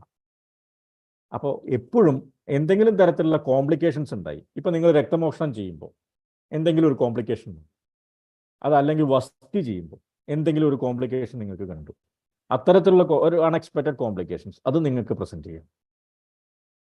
പിന്നെ നമ്മൾ ചികിത്സിക്കുമ്പോൾ ഒരു കേസിന് വേണ്ടി, ഒരു രോഗത്തിന് വേണ്ടി ചികിത്സിച്ച് മാറിയത് വേറൊരു രോഗമാണെങ്കിൽ അതും നമുക്ക് പ്രസൻറ്റ് ചെയ്യാം. അപ്പം ഇത്രയും കാര്യങ്ങൾ, ഇത് അതിൻ്റെ ഒരു ബേസിക് ഡീറ്റെയിൽസ് ആണ്. ഇത്തരത്തിലുള്ള ഒരു കേസ് നമ്മുടെ ഒ പിയിൽ വരികയാണെങ്കിൽ അതിനെ ഡോക്യുമെൻ്റ് ചെയ്യാൻ ഒട്ടും മടിക്കണ്ട. ഇമ്മീഡിയറ്റ്ലി ആ കേസ് റെക്കോർഡ് ചെയ്യുക. അത് ട്രീറ്റ്മെൻറ്റ് കഴിഞ്ഞ ഉടനെ തന്നെ അതിനെ നമുക്ക് പബ്ലിഷ് ചെയ്യാനുള്ള പരിപാടിയിലേക്ക് പോവുകയും ചെയ്യാം. തിയറിയാണ്, വല്ലാണ്ട് ആവശ്യമില്ല. 3 തരമാണുള്ളത്. ഒന്ന് റിട്രോസ്പെക്റ്റീവ്, കഴിഞ്ഞു, നമ്മളടുത്ത് രോഗി വന്ന് ചികിത്സിച്ചു, അതൊക്കെ കഴിഞ്ഞു, ചിലപ്പോൾ 5-6 മാസം മുമ്പത്തെ കാര്യമായിരിക്കും, അത് നമ്മളിപ്പോൾ ചെയ്യാം. പിന്നെ ആംബിസ്പെക്റ്റീവ്, നമ്മളെ നടന്നുകൊണ്ടിരിക്കുന്നത്, അതും നമുക്ക് റെക്കോർഡ് ചെയ്യാം. പ്രോസ്പെക്റ്റീവ്, നമ്മൾ ഇന്ന രീതിയിലൊക്കെ ചെയ്തിട്ടുണ്ട് എന്നുള്ളത്, ഫ്യൂച്ചറിൽ ചെയ്യാൻ ഉദ്ദേശിക്കുന്ന കാര്യങ്ങൾ നമുക്ക് കേസ് റിപ്പോർട്ടായിട്ട് പ്രസൻറ്റ് ചെയ്യാം. നമുക്കത് വിട്ട് കഴിഞ്ഞിട്ട് അടുത്തതിലേക്ക് പോകും.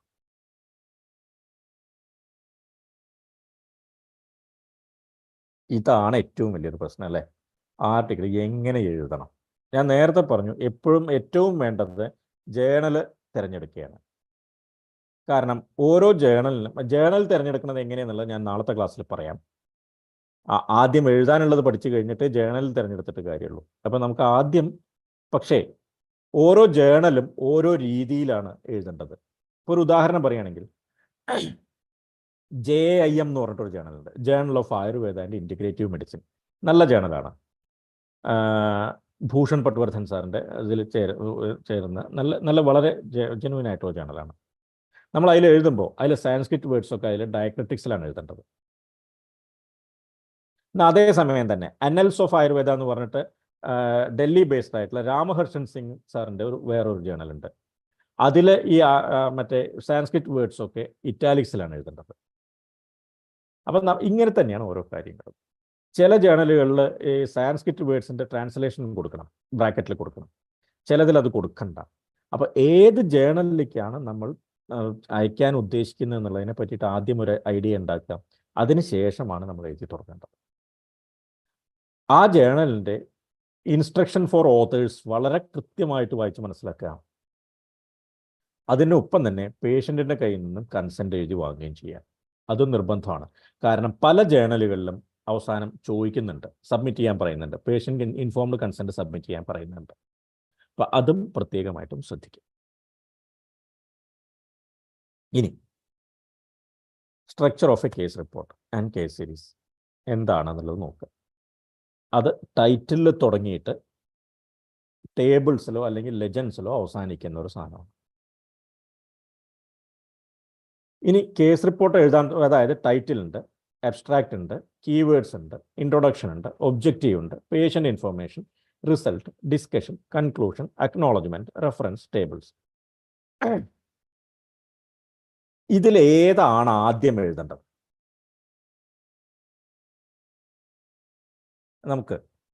നമ്മൾ എങ്ങനെയാണ് ഒരു ആർട്ടിക്കിൾ നമ്മൾ എഴുതി തുടങ്ങുമ്പോൾ ആദ്യം ഹെഡിങ് ആണോ എഴുതുക, അതോ ഹെഡിങ് കഴിഞ്ഞിട്ടാണ്, ഹെഡിങ് ആണ് ഏറ്റവും മുകളിൽ വരിക, അതിൻ്റെ താഴെ അബ്സ്ട്രാക്റ്റ്, അതിൻ്റെ താഴെ കീവേഡ്സ്, ഇങ്ങനെയാണല്ലോ ഇൻട്രൊഡക്ഷൻ, ഇങ്ങനെയാണ് വരുന്നത്.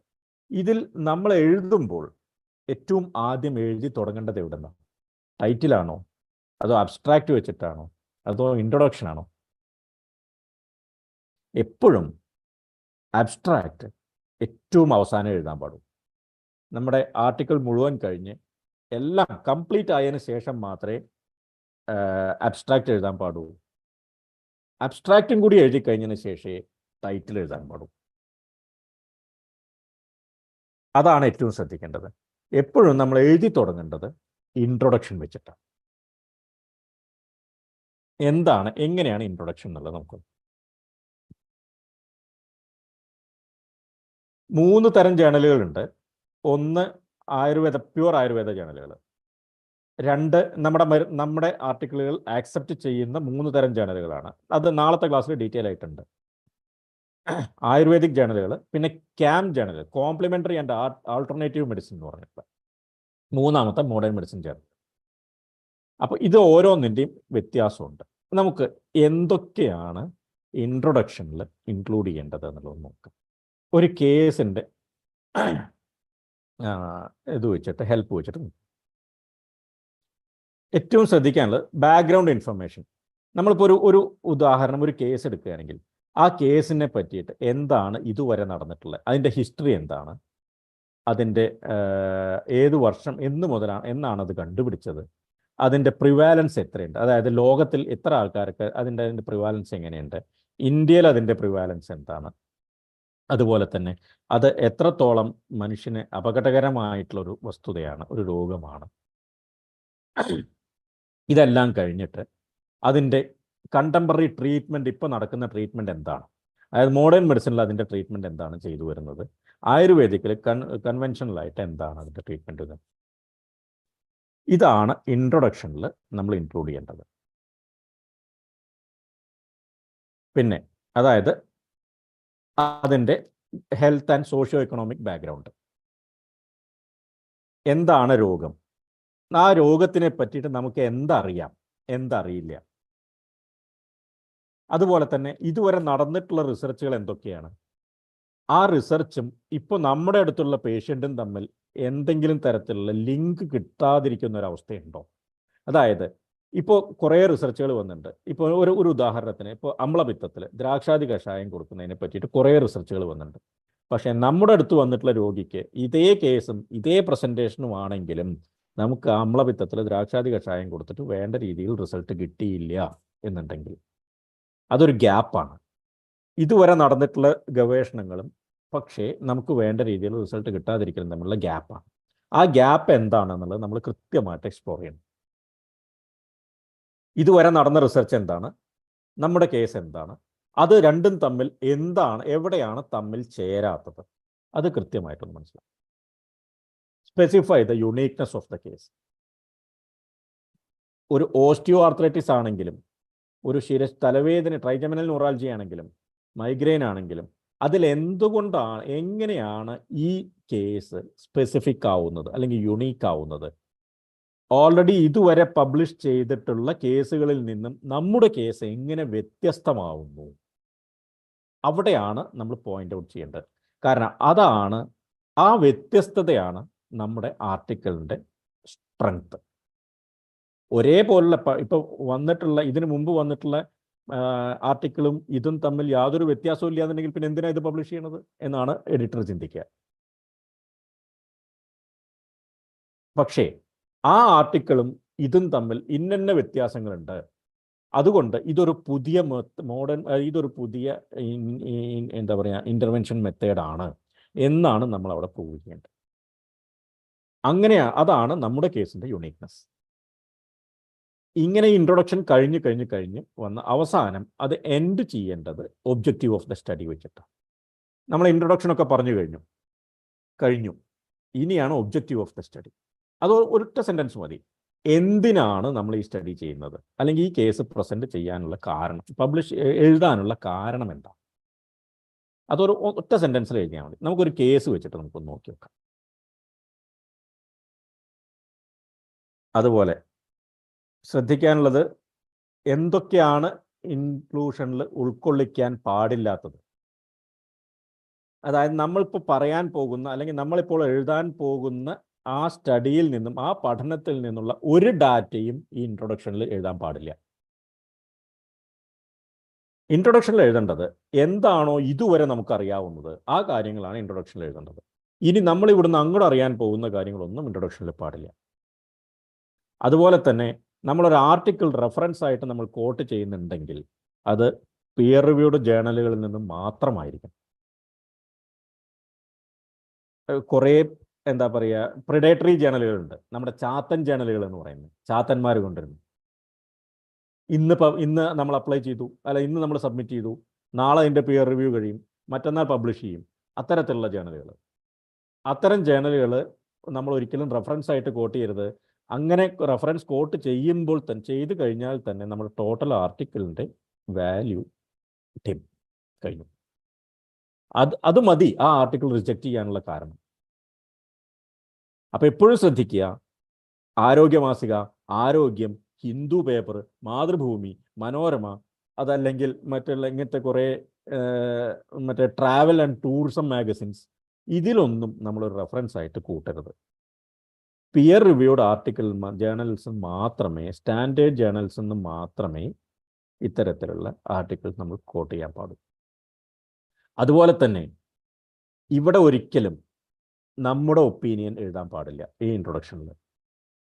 ഞാനിങ്ങനെ വിചാരിക്കുന്നു, എനിക്ക് തോന്നുന്നു, എൻ്റെ കേസ് ഇത്തരത്തിലുള്ളതാവാനുള്ള കാരണം ഇന്നതാണ്, അതിങ്ങനെ ആയിരുന്നെങ്കിൽ അങ്ങനെ ആയിപ്പോയേനെ എന്നൊക്കെ പറഞ്ഞ് നമ്മൾ സ്ഥിരമായിട്ട് എഴുതുന്ന കുറേ വേർഡ്സ് ഉണ്ടല്ലോ, അല്ലെങ്കിൽ കുറേ സെൻറ്റൻസുകൾ ഉണ്ടല്ലോ. അന്ന് അത് അങ്ങനെ ചെയ്തത് കൊണ്ട് ഇങ്ങനെ ചെയ്യാൻ പറ്റിയില്ല, ഇങ്ങനെ ചെയ്യാൻ പറ്റാത്തത് കൊണ്ട് അങ്ങനെ ചെയ്യാനും പറ്റിയില്ല എന്നൊക്കെ പറഞ്ഞിട്ടുള്ള തരത്തിലുള്ള സെൻറ്റൻസുകൾ കഴിയുന്നതും ഒഴിവാക്കുക. B precise. ഹൈപ്പോത്തിസിസുകളൊക്കെ ഇതിൽ ഒഴിവാക്കണം. എന്താണോ പ്രൂവ്ഡ് ആയിട്ടുള്ളത് ഇതുവരെ, അത് മാത്രമേ ഇതിൽ വെക്കാൻ പാടുള്ളൂ. ഇൻട്രൊഡക്ഷൻ എപ്പോഴും ശ്രദ്ധിക്കുക, കാരണം എഡിറ്റർ ആദ്യം നോക്കുന്നത് ഇൻട്രൊഡക്ഷനാണ്. ആ ഇൻട്രൊഡക്ഷൻ പെർഫെക്റ്റ് ആയി കഴിഞ്ഞാൽ മാത്രമേ ബാക്കി വായിക്കുന്നുള്ളൂ. അപ്പം അത് ഏറ്റവും ശ്രദ്ധിക്കേണ്ടതാണ്. നമുക്കൊരു കേസ് ഒന്ന് നോക്കാം. ഇത് journal of Ayurveda and integrative medicine എന്ന് പറഞ്ഞിട്ട് അതിൽ പബ്ലിഷ് ചെയ്തതാണ്. Ayurveda management of primary infertility associated with endometriosis, a case report. ഞാനിതാണ് മറ്റേ എന്താ പറയുക, ഒരു മോഡലായിട്ട് എടുക്കുന്നത്. നമുക്കിത് എന്താണ് ഇതിൻ്റെ ഇൻട്രൊഡക്ഷൻ എന്നുള്ളത് നോക്കി നോക്കാം. ഇത് ആർട്ടിക്കിൾ സെർച്ച് ചെയ്താൽ കിട്ടും, ഓപ്പൺ ആക്സസ് ആണ്, ആർക്കും ഡൗൺലോഡ് ചെയ്ത് ഫ്രീ ആയിട്ട് വായിക്കാവുന്നതാണ്. അപ്പോൾ ഇതിൽ ഇൻട്രൊഡക്ഷൻ എന്താണ് എഴുതിയിരിക്കുന്നതെന്ന് നോക്കും. ഇത്രേ വേണ്ടു ഇൻട്രൊഡക്ഷൻ, മാക്സിമം ഒരു 5-6 sentence. So the prevalence of endometriosis is about another amongst the women 30 to 40, whereas around 40 to 50% with endometriosis suffer from infertility. Infertility may be due to associated with tubulopathy, ovarian dysfunction, ഇങ്ങനെയുള്ള കുറേ സാധനങ്ങൾ, dysmenorrhoea, painful intercourse, abnormal menstruation, etcetera. ഇത് നമ്മളവിടെ കഴിഞ്ഞു. എൻഡോമെട്രിയോസിൻ്റെ ഇതുവരെയുള്ള ആ ഒരു തുടക്കത്തിലുള്ള കാര്യങ്ങൾ അവിടെ കഴിഞ്ഞു. ഇനി the extensive research conducted in PubMed and Scopus found only one case report presented in a conference in 2013. അതാണ് നമ്മുടെ ആർട്ടിക്കിളിൻ്റെ യുണീക്നെസ്. ഇത് ഇത്രയ്ക്ക് കോമൺ ആയിട്ടുള്ള ഒരു ഡിസീസ് ആണെങ്കിലും അതിൻ്റെ ആയുർവേദിക് മാനേജ്മെൻറ്റ് എന്ന് പറഞ്ഞതിന് മുകളിൽ ആകെ ഒരൊറ്റ കേസേ വന്നിട്ടുള്ളൂ. അതും ഒരു വെറും കോൺഫറൻസ് പ്രസൻറ്റേഷൻ മാത്രം 2013 വന്നിട്ടുള്ളൂ. That shows the uniqueness of the case. ചോദിക്കുന്നതാണ്, ഇഷ്ടംപോലെ കേസ്, എന്തിന് ഞാനിത് പബ്ലിഷ് ചെയ്യണം? ഏതൊരു എഡിറ്ററും ചോദിക്കും അത്. ഞാൻ പബ്ലിഷ് ചെയ്യണോണ്ട് എന്താ, ആർക്കെന്താ ഇതിൻ്റെ മെച്ചം? അപ്പം അതിനുള്ള ഉത്തരവാണ് നമ്മൾ എഴുതിയിരിക്കുന്നത്. ദ എക്സ്റ്റെൻസീവ് നമ്മൾ ഇത്രയൊക്കെ കേസിൻ്റെ പ്രിവാലൻസ് ഒക്കെ ഉണ്ടെങ്കിലും ആയുർവേദിക് മാനേജ്മെൻറ്റിനെ സംബന്ധിച്ച് ഈ ഒരു കേസ് മാത്രമേ ഇതിൽ വന്നിട്ടുള്ളൂ. അത് തന്നെയാണ് വന്നത്. The fact that studies published in indexed journals on this subject or in the field of Ayurveda indicates the importance of this article. നമ്മൾ അവിടെ യുണീക്നെസ് സ്റ്റേറ്റ് ചെയ്തു. ഇനി എന്താണെന്നുള്ളത്, the focus of the study was primary infertility due to endometriosis. എന്താണ് നമ്മുടെ ടെക്സ്റ്റിൽ പറഞ്ഞിട്ടുള്ളത്? ഇപ്പം മോഡേൺ മെഡിസിനിൽ എന്താ പറഞ്ഞിട്ടുള്ളത് നമ്മൾ അവിടെ പറഞ്ഞു കഴിഞ്ഞു. ഇനി നമ്മുടെ ടെക്സ്റ്റിൽ എന്ത് പറഞ്ഞിട്ടുണ്ട്? എ ഡയറക്റ്റ് റെഫറൻസ് നമുക്ക് ഇതിന് കിട്ടാനില്ല.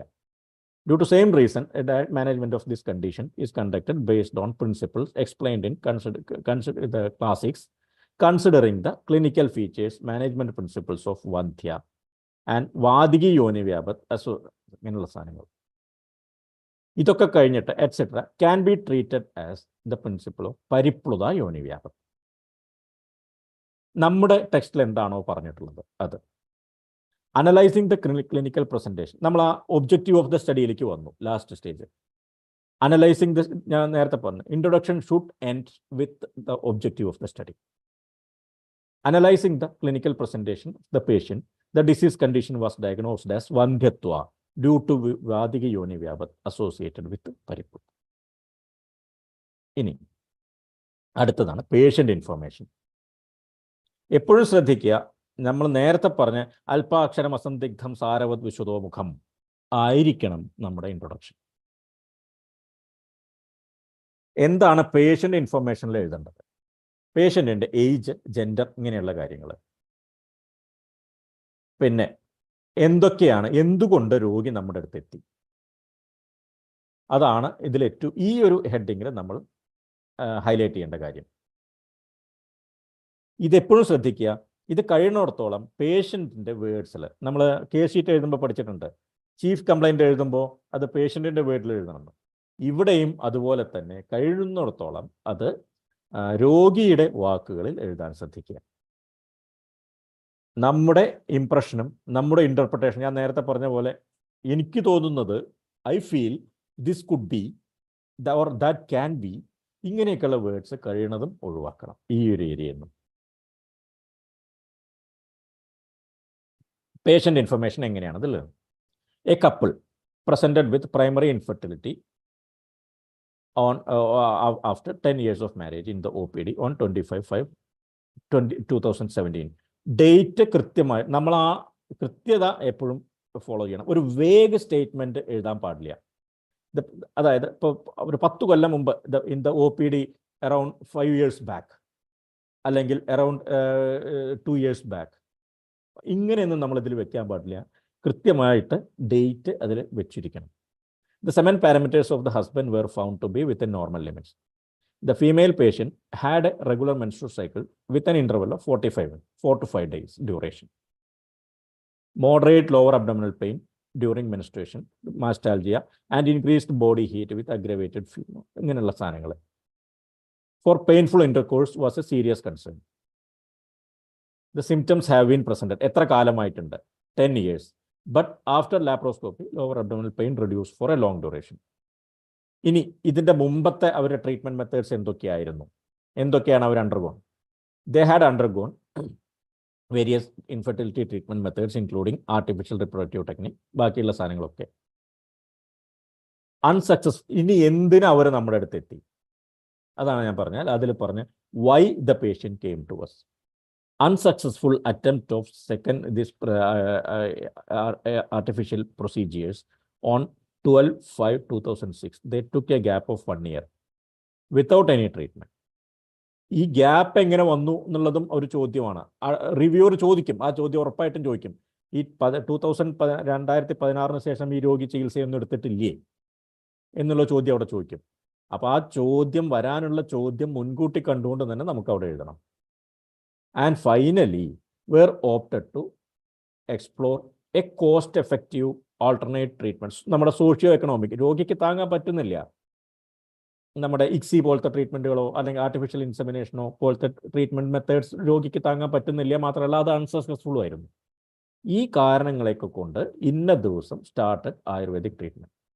Her due written informed consent was record before initiating the treatment. ഇതാണ് നമ്മുടെ പേഷ്യൻ്റ് ഇൻഫർമേഷൻ. ഇവിടെ അവസാനിച്ചു. ഇത്രയേ പാടൂ. ഇനി ആ രോഗിയെ എക്സാമിൻ ചെയ്തതിൽ എന്തൊക്കെയായിരുന്നു? The female patient was lean, with BMI of 23. Lean എന്ന് പറഞ്ഞാൽ പോരാ, വെയിറ്റ് മാത്രവും പറഞ്ഞാൽ പോരാ, ഹൈറ്റ് ഒന്നുകിൽ വെയിറ്റും ഹൈറ്റും വെക്കണം, അതല്ലെങ്കിൽ അതിനേക്കാൾ കൂടുതൽ എന്നുള്ളത് BMI വെക്കുക. സ്പെസിഫിക് ആയിരിക്കണം. No abnormalities detected on general examination, but her pelvic examination was mild tenderness on fornices. എന്തായിരുന്നു? Uterus was anteverted. Speculum examination showed mild erosion in the cervix and moderate discharge, which has a physiological presentation. Pap smear test done, reported inflammatory smear.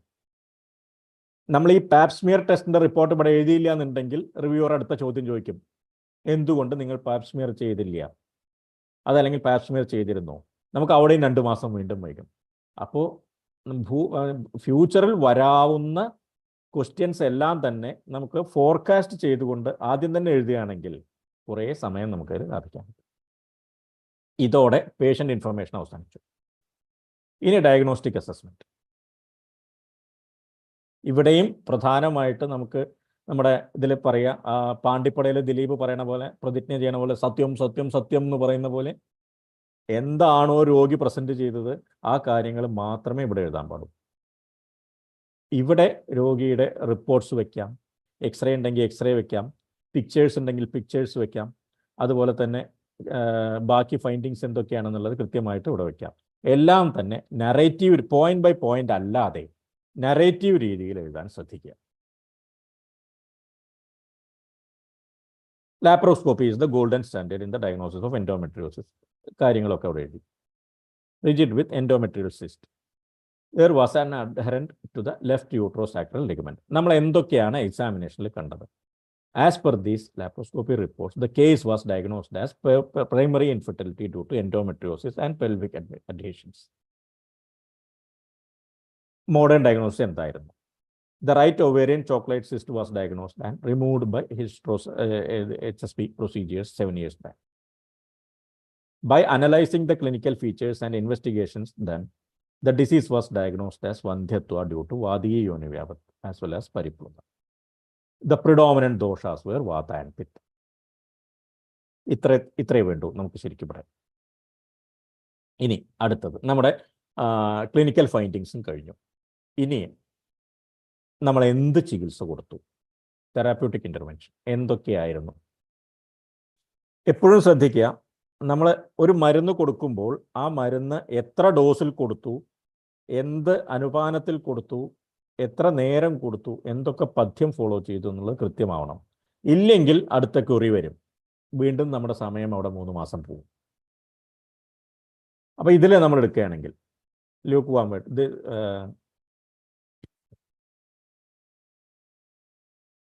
With intervention was that Chandraprabha tablet, both morning and evening before food. Abhayarishta 25 ml morning and evening after food were also prescribed. She was advised. ഇതിൻ്റെ സമയത്ത് എന്താണ് നമ്മളെ പഥ്യം ഉണ്ടായിരുന്നത്? She was advised for diet. എന്ത് diet ആയിരുന്നു നമ്മൾ advice ചെയ്തിട്ടുണ്ടായിരുന്നത്? പിന്നെ ആ ഫസ്റ്റ് ഫേസ് കഴിഞ്ഞു. അടുത്ത ഫേസിൽ the set of medicines were continued for a period of 3 weeks. Considering the chronicity of the disease, ശോധന ട്രീറ്റ്മെന്റ് വേർ അൺഅവോയ്ഡബിൾ. ഇവിടെയും അടുത്ത ചോദ്യം വരാം, എന്തുകൊണ്ട് നിങ്ങൾ ശോധനത്തിലേക്ക് പോയി? ശമനം മതിയായിരുന്നില്ലേ? റിവ്യൂവറുടെ ക്വസ്റ്റ്യൻ നമ്മൾ ഫോർകാസ്റ്റ് ചെയ്തുകൊണ്ട് നമുക്ക് ഇവിടെ എഴുതാം, considering the chronicity of the disease shodhana treatment were unavoidable. The modalities adopted were virechana, vasti, uttaravasti and the therapeutic procedures, snehapana on pre operative procedure. After the completion of therapies ഇനി എന്തുണ്ടായി? After the completion of shodhana therapies, internal medicines were continued during the post ovulatory period as the internal medicines. എത്ര കഴിച്ചു? ശതാവര്യാധികൃതമാണ് കൊടുത്തത്. ശതാവര്യാധികൃതം 5 gram in empty stomach എപ്പോൾ കൊടുത്തു? And evening ക്ഷീരബല 101 10 drops with warm milk were also given. ഈ സമയത്ത് എന്തെങ്കിലും തരത്തിലുള്ള അഡ്വേഴ്സ് ഡ്രഗ് റിയാക്ഷൻസ് ഉണ്ടായിരുന്നോ? അതും നമ്മൾ അവിടെ വെക്കണം. No adverse and anticipated events occurring during course of treatment. ഇതോടെ നമ്മുടെ എന്താ പറയുക, തെറാപ്യൂട്ടിക് ഇൻ്റർവെൻഷൻ കഴിഞ്ഞു. ഇനി അടുത്തതാണ് വളരെ important, follow ups and outcomes. പലപ്പോഴും എല്ലാം നമ്മുടെ അടുത്ത് വരുന്ന രോഗികളുടെ പല പ്രശ്നങ്ങളും പലപ്പോഴും ഒരു സബ്ജക്റ്റീവ് എന്താ പറയുക ഫൈൻഡിങ്സ് ആയിരിക്കും. ഉദാഹരണത്തിന് ചൊറിച്ചിൽ അല്ലെങ്കിൽ വേദന, ഇങ്ങനെയൊക്കെയുള്ള കാര്യങ്ങൾ നമുക്ക് മെഷർ ചെയ്യാൻ പറ്റാത്ത, എത്ര വേദന ഉണ്ടായിരുന്നു എന്നുള്ളത് നമുക്ക് മെഷർ ചെയ്യാൻ പറ്റില്ല ഒറ്റയടിക്ക് പറയുകയാണെങ്കിൽ. പക്ഷേ അതൊരു ആർട്ടിക്കിൾ ആക്കുമ്പോൾ അതിനെ മെഷർ ചെയ്തേ പറ്റൂ. അതിനെ ഒരു മെഷറബിൾ ഫോർമാറ്റിലേക്ക്, അതായത് ഒബ്ജക്റ്റീവ് ഫോർമാറ്റിലേക്ക് നമുക്ക് അതിനെ മാറ്റണം.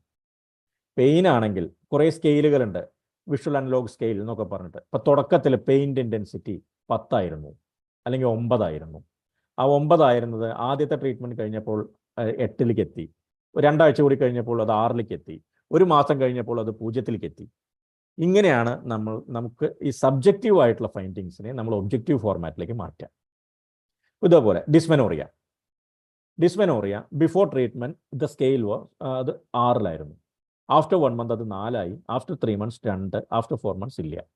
ഡിസ്പെറിയോണിയ സെയിം 7, 4, 1. മാസ്റ്റാൾജിയ 8, 6, 4, 2. ഇതോടെ സബ്ജക്റ്റീവ് ഫൈൻഡിങ്സിനെ നമ്മൾ ഒബ്ജക്റ്റീവായിട്ട് കൺവേർട്ട് ചെയ്തു. ഇനി അൾട്രാസോണോഗ്രാഫി. ബിഫോർ ട്രീറ്റ്മെൻറ്റ് ഫോളിക്കിൾസ് ഒന്നും ഉണ്ടായിരുന്നില്ല. After 1 month 9 millimeter follicle.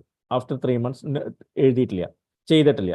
നമ്മൾ ചെയ്തിട്ടില്ലെങ്കിൽ അതും കൃത്യമായിട്ട് അവിടെ നോട്ട് എഴുതണം. ആഫ്റ്റർ 4 മന്ത്സ് അത് നോർമലായിരുന്നു. ലെഫ്റ്റ് ഓവറി എല്ലാം നമ്മൾ എന്താണോ നമ്മുടെ എന്താ പറയുക ഇൻവെസ്റ്റിഗേഷനിൽ കണ്ടത് അത് കൃത്യമായിട്ട് അതേപോലെ തന്നെ മോണിറ്റർ ചെയ്യണം. ഇതാണ് ഫോളോ അപ്പ് ആൻഡ് അസസ്മെന്റ്. ഇനി the clinical assessment of patient was periodically done. അതിനെയും നമ്മൾ ഈ നറേറ്റീവ് ആയിട്ട് എഴുതണം. എപ്പോഴും പോയിന്റ് ബൈ പോയിന്റ് എഴുതിയാൽ പറ്റില്ല. അപ്പോൾ അതെങ്ങനെയാണ് ഇതിനെ നറേറ്റീവ് ആക്കുക? The clinical assessment of patient was periodically done at an interval of 1 month. The severity of pain in dysmenorrhea, dyspareunia, and mastalgia was assessed using the visual analog scale. Other symptoms were evaluated using a self-assessment module. Periodic sonography monitoring was also carried out. Finally, her menstrual cycle was found delayed by 1 week, and UPT was found positive with LMP on 14/10/27. Date കൃത്യമായിട്ട് monitor ചെയ്യണം, എഴുതണം. On ultrasonography, presence of a single intrauterine gestational sac was observed. She delivered a female baby weighing 2.8 kg on 11/7/2017. എങ്ങനെ എന്നുള്ളതും കൂടി വെക്കണം, through LSCS.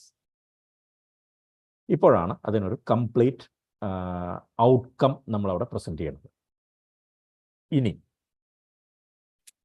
ഇനിയാണ് നമ്മുടെ ലീലാവിലാസങ്ങൾ നമുക്ക് പ്രകടിപ്പിക്കാൻ പറ്റുന്ന ഒരവസരം. ഡിസ്കഷൻ. നമ്മുടെ സ്വന്തം വാക്കുകളിൽ എന്തെങ്കിലും എഴുതാൻ പറ്റുമോ, അല്ലെങ്കിൽ നമ്മുടെ സ്വന്തം ഐഡിയ എന്തെങ്കിലും എഴുതാൻ പറ്റുമോ, അതിവിടെ മാത്രമാണ്. ഇവിടെ നമുക്ക് അങ്ങോട്ട് കയറി നിരങ്ങാൻ പറ്റിയിട്ടുള്ള സ്ഥലമാണ്.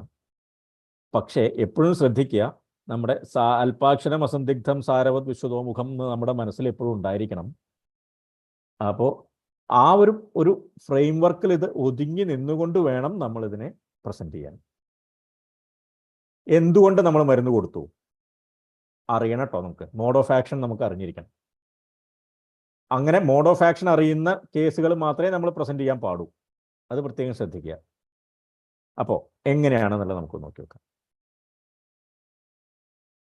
ഡിസ്കഷൻ എങ്ങനെയാണ്? ഡിസ്കഷനിൽ നമുക്ക് കുറച്ച് ഡീറ്റെയിൽ ആയിട്ട് എഴുതാം. വേണമെങ്കിൽ ഒരു 3-4 സെൻറ്റൻസ് നമുക്ക്, അല്ല 3-4 പാരഗ്രാഫ് വരെ നമുക്ക് എഴുതാം. ഉദാഹരണത്തിന്, the chief complaint of the complaint presented by the patient was inability to conceive. After clinical evaluation, the female patient was diagnosed as having endometriosis. According to Ayurveda, ഇതവിടെ കഴിഞ്ഞു. ഇനി എങ്ങനെയാണ് നമ്മുടെ the case was diagnosed as വന്ധ്യത്വ due to വാതികി യോനിവ്യാവത് along with പരിപ്ലുത. ഇനി by analyzing the സംപ്രാപ്തി, നമ്മൾ എങ്ങനെയാണ് ഈ പറഞ്ഞ ചികിത്സയിലേക്ക് എത്തിയത്? Samprapti factors. Dosha involvement showed a presence of Vata and Pitta.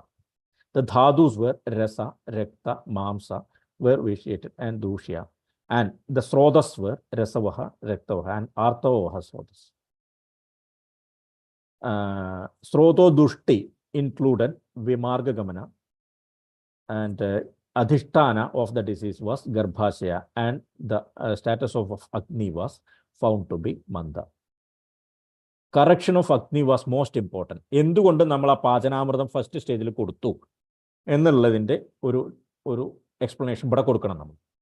Correction of agni was the most important initial step. Pachanamrita kwatha indicated in second phase of Jwara for the purpose of Amapachana, which has the predominance of Tiktarasa, Lekhuguna, Rukshaguna, Ushnavirya, and Kaduvipaka was prescribed. നമ്മൾ എന്തുകൊണ്ടാണ് അവിടെ പാചനാമൃതം എടുത്തത്? The presence of drugs that possess Shitavirya like Ushira, Parpadaga, Hrebera helped to maintain the Pitta, which was which was also one of the factors of the etiopathogenesis of the disease. അതായത് പാചനം വേണം, പിത്തത്തിനെ കൂട്ടാനും പാടില്ല. ഉഷ്ണഗുണം കൊണ്ട് നമുക്ക് പാചനം ചെയ്യാൻ പാടില്ല, ശീതഗുണം കൊണ്ട് നമുക്ക് അല്ലെങ്കിൽ തിക്തരസം കൊണ്ട് നമുക്ക് അവിടെ പാചനം ചെയ്യാം. Then Chandraprabhavati, in which Gugulu and Shilajatu becomes the chief ingredient, is Pachana, Lekhana, Chedana and Kleda Shoshana, with an added indication in Yoni Roga. As the disease was predominant with Vata, Abharishta was included to induce Anulomana and maintain Agni with its Laghu, Ruksha and Sukshma Guna. Again, ഇത് നമ്മൾ detail ആയിട്ട് case നോക്കിക്കഴിഞ്ഞാൽ നമുക്ക് കൃത്യമായിട്ട് അറിയാം. ഞാൻ കൂടുതൽ ഡീറ്റെയിൽസിലേക്ക് പോകുന്നില്ല, കാരണം ഇത് അവൈലബിൾ ആണ്. വിരേചന റിസൾട്ടിന് എത്ര വിരേചനം ഉണ്ടായി, നമ്മൾ വിരേചനം കൊടുത്തു എന്ന് പറഞ്ഞു, എത്ര വേഗങ്ങൾ ഉണ്ടായി. And the entire process was completed uneventfully. A modified form of Kshiravasti was administered in the next phase. ഇനി എന്താണ് ആ മോഡിഫൈഡ് ക്ഷീരവസ്തി? ശതാവര്യാധികൃതം, ഇങ്ങനെയുള്ള സാധനങ്ങൾ എന്താണ്? മഹാനാരായണ തൈലം, വിച്ച് ഇസ് ബ്രഹ്മണ ആൻഡ് വാതഹര, എന്തുകൊണ്ട് അവിടെ കൊടുത്തു? കല്യാണ ക്ഷാരം എന്തുകൊണ്ട് വന്നു? ആക്ഷൻ ദ ത്രിലവണ ബൈ ദെയർ സൂക്ഷ്മ ഗുണ facilitate the entry to the site of action and the drugs like Arushkara, Chitraga, Nagadanti and Gomutra by their Tikshna and Ruksha properties function as Chedana and Lekhana. നമ്മളവിടെ ഓരോ മരുന്നും എന്തിനും നമ്മൾ select ചെയ്തു എന്നുള്ളതിന് ഒരു ഐഡിയ നമ്മളവിടെ എക്സ്പ്ലനേഷൻ അവിടെ കൊടുക്കണം. ഇനി അത് തന്നെ ലാസ്റ്റ് ഇതിൽ പറഞ്ഞ patient conceived and delivered A female baby. Conclusion.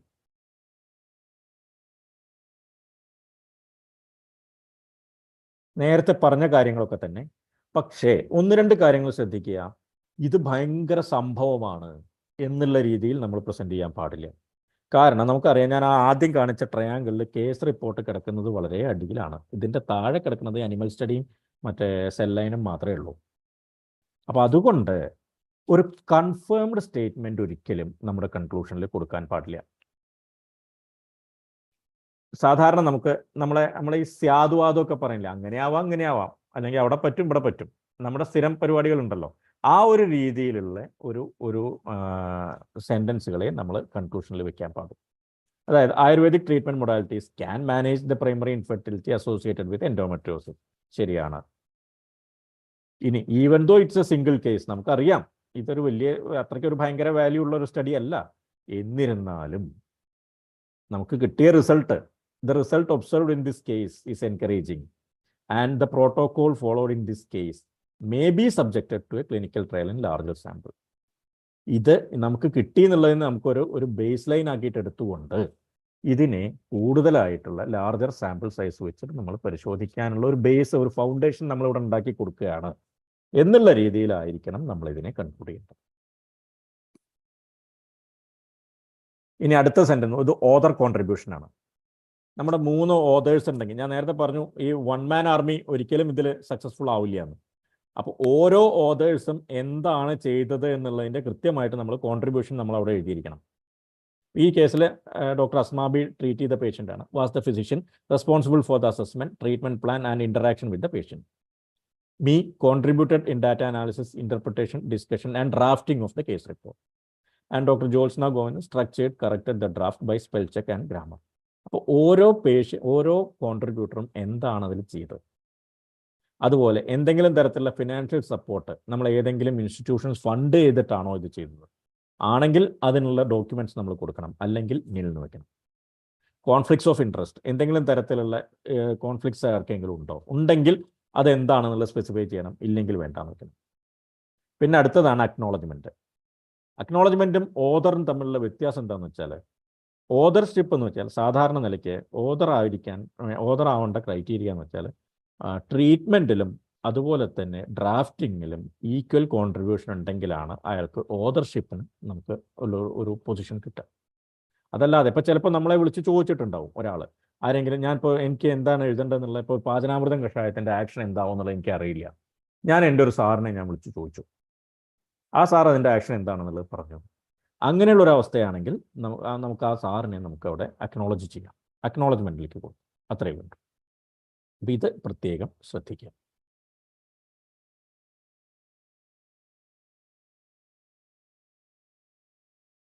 പിന്നെ റഫറൻസ് വെക്കുന്നത് പ്രത്യേകം ശ്രദ്ധിക്കുക. ഓരോ ജേണലുകളും ഓരോ രീതിയിലാണ് വെക്കേണ്ടത്. പലതിലും ചിലത് വാൻകൂവർ സ്റ്റൈലാണ്, വേറെ ചിലത് വേറെ എന്തെങ്കിലും സ്റ്റൈലാണ്. അപ്പം നമ്മൾ കൊടുക്കുന്ന ജേണലുകളിൽ മുൻപ് പബ്ലിഷ് ചെയ്തിട്ടുള്ള ആർട്ടിക്കിളുകൾ നോക്കുക. എന്നിട്ട് അതിൽ ഏത് സ്റ്റൈലിലാണ് എഴുതിയിരിക്കുന്നത് എന്നുള്ള മെട്രിക്സ് എന്നുള്ള രീതിയിൽ നമ്മൾ ആ റെഫറൻസ് സ്റ്റൈൽ നോക്കുക. അതിലേക്ക് നമ്മുടെ ഇതിനെ മാറ്റാം. ഈ റെഫറൻസ് വെക്കാനൊന്നും ഇത്രയൊന്നും ബുദ്ധിമുട്ടില്ല. ഇഷ്ടംപോലെ സോഫ്റ്റ്വെയറുകളുണ്ട്. ഇപ്പോൾ സൊട്ടേറോ എന്നൊക്കെ പറഞ്ഞിട്ട്, മെൻ്റലി സൊട്ടേറോ എന്നൊക്കെ പറഞ്ഞിട്ട് ചില സോഫ്റ്റ്വെയറുകളുണ്ട്. അപ്പോൾ അതായത് നമ്മുടെ റെഫറൻസുകളൊക്കെ തന്നെ നമുക്കതിൽ സേവ് ചെയ്ത് വെക്കാം. നമ്മളിതിന് മുമ്പ് ചെയ്തിട്ടുള്ള റെഫറൻസുകളും എല്ലാം തന്നെ നമുക്ക് അതിൽ സേവ് ചെയ്ത് വെച്ച് കഴിഞ്ഞാൽ പിന്നെ നമുക്ക് ആ സേവ് ചെയ്തതിൻ്റെ നമ്പർ കൊടുക്കുക മാത്രമേ ഇവിടെ വേണ്ടൂ. അത് ഓട്ടോമാറ്റിക്കായിട്ട് ഇതിലേക്ക് ഇങ്ങോട്ട് വന്നോളും. സൊട്ടേറോ എന്ന് പറയും. അത് ഇഷ്ടംപോലെ ട്യൂട്ടോറിയൽ വീഡിയോസൊക്കെ അവൈലബിൾ ആണ് യൂട്യൂബിൽ. ഞാൻ അതുകൊണ്ട് ഇതിൽ എങ്ങനെയാണ് അത് ഉപയോഗിക്കാൻ കുറച്ചൊരു കോംപ്ലിക്കേറ്റഡ് ആണ്. നമുക്കതിനൊരു ശീലമായിട്ട് വരാനുണ്ട്. പക്ഷേ അത് വളരെ ഈസിയാണത്.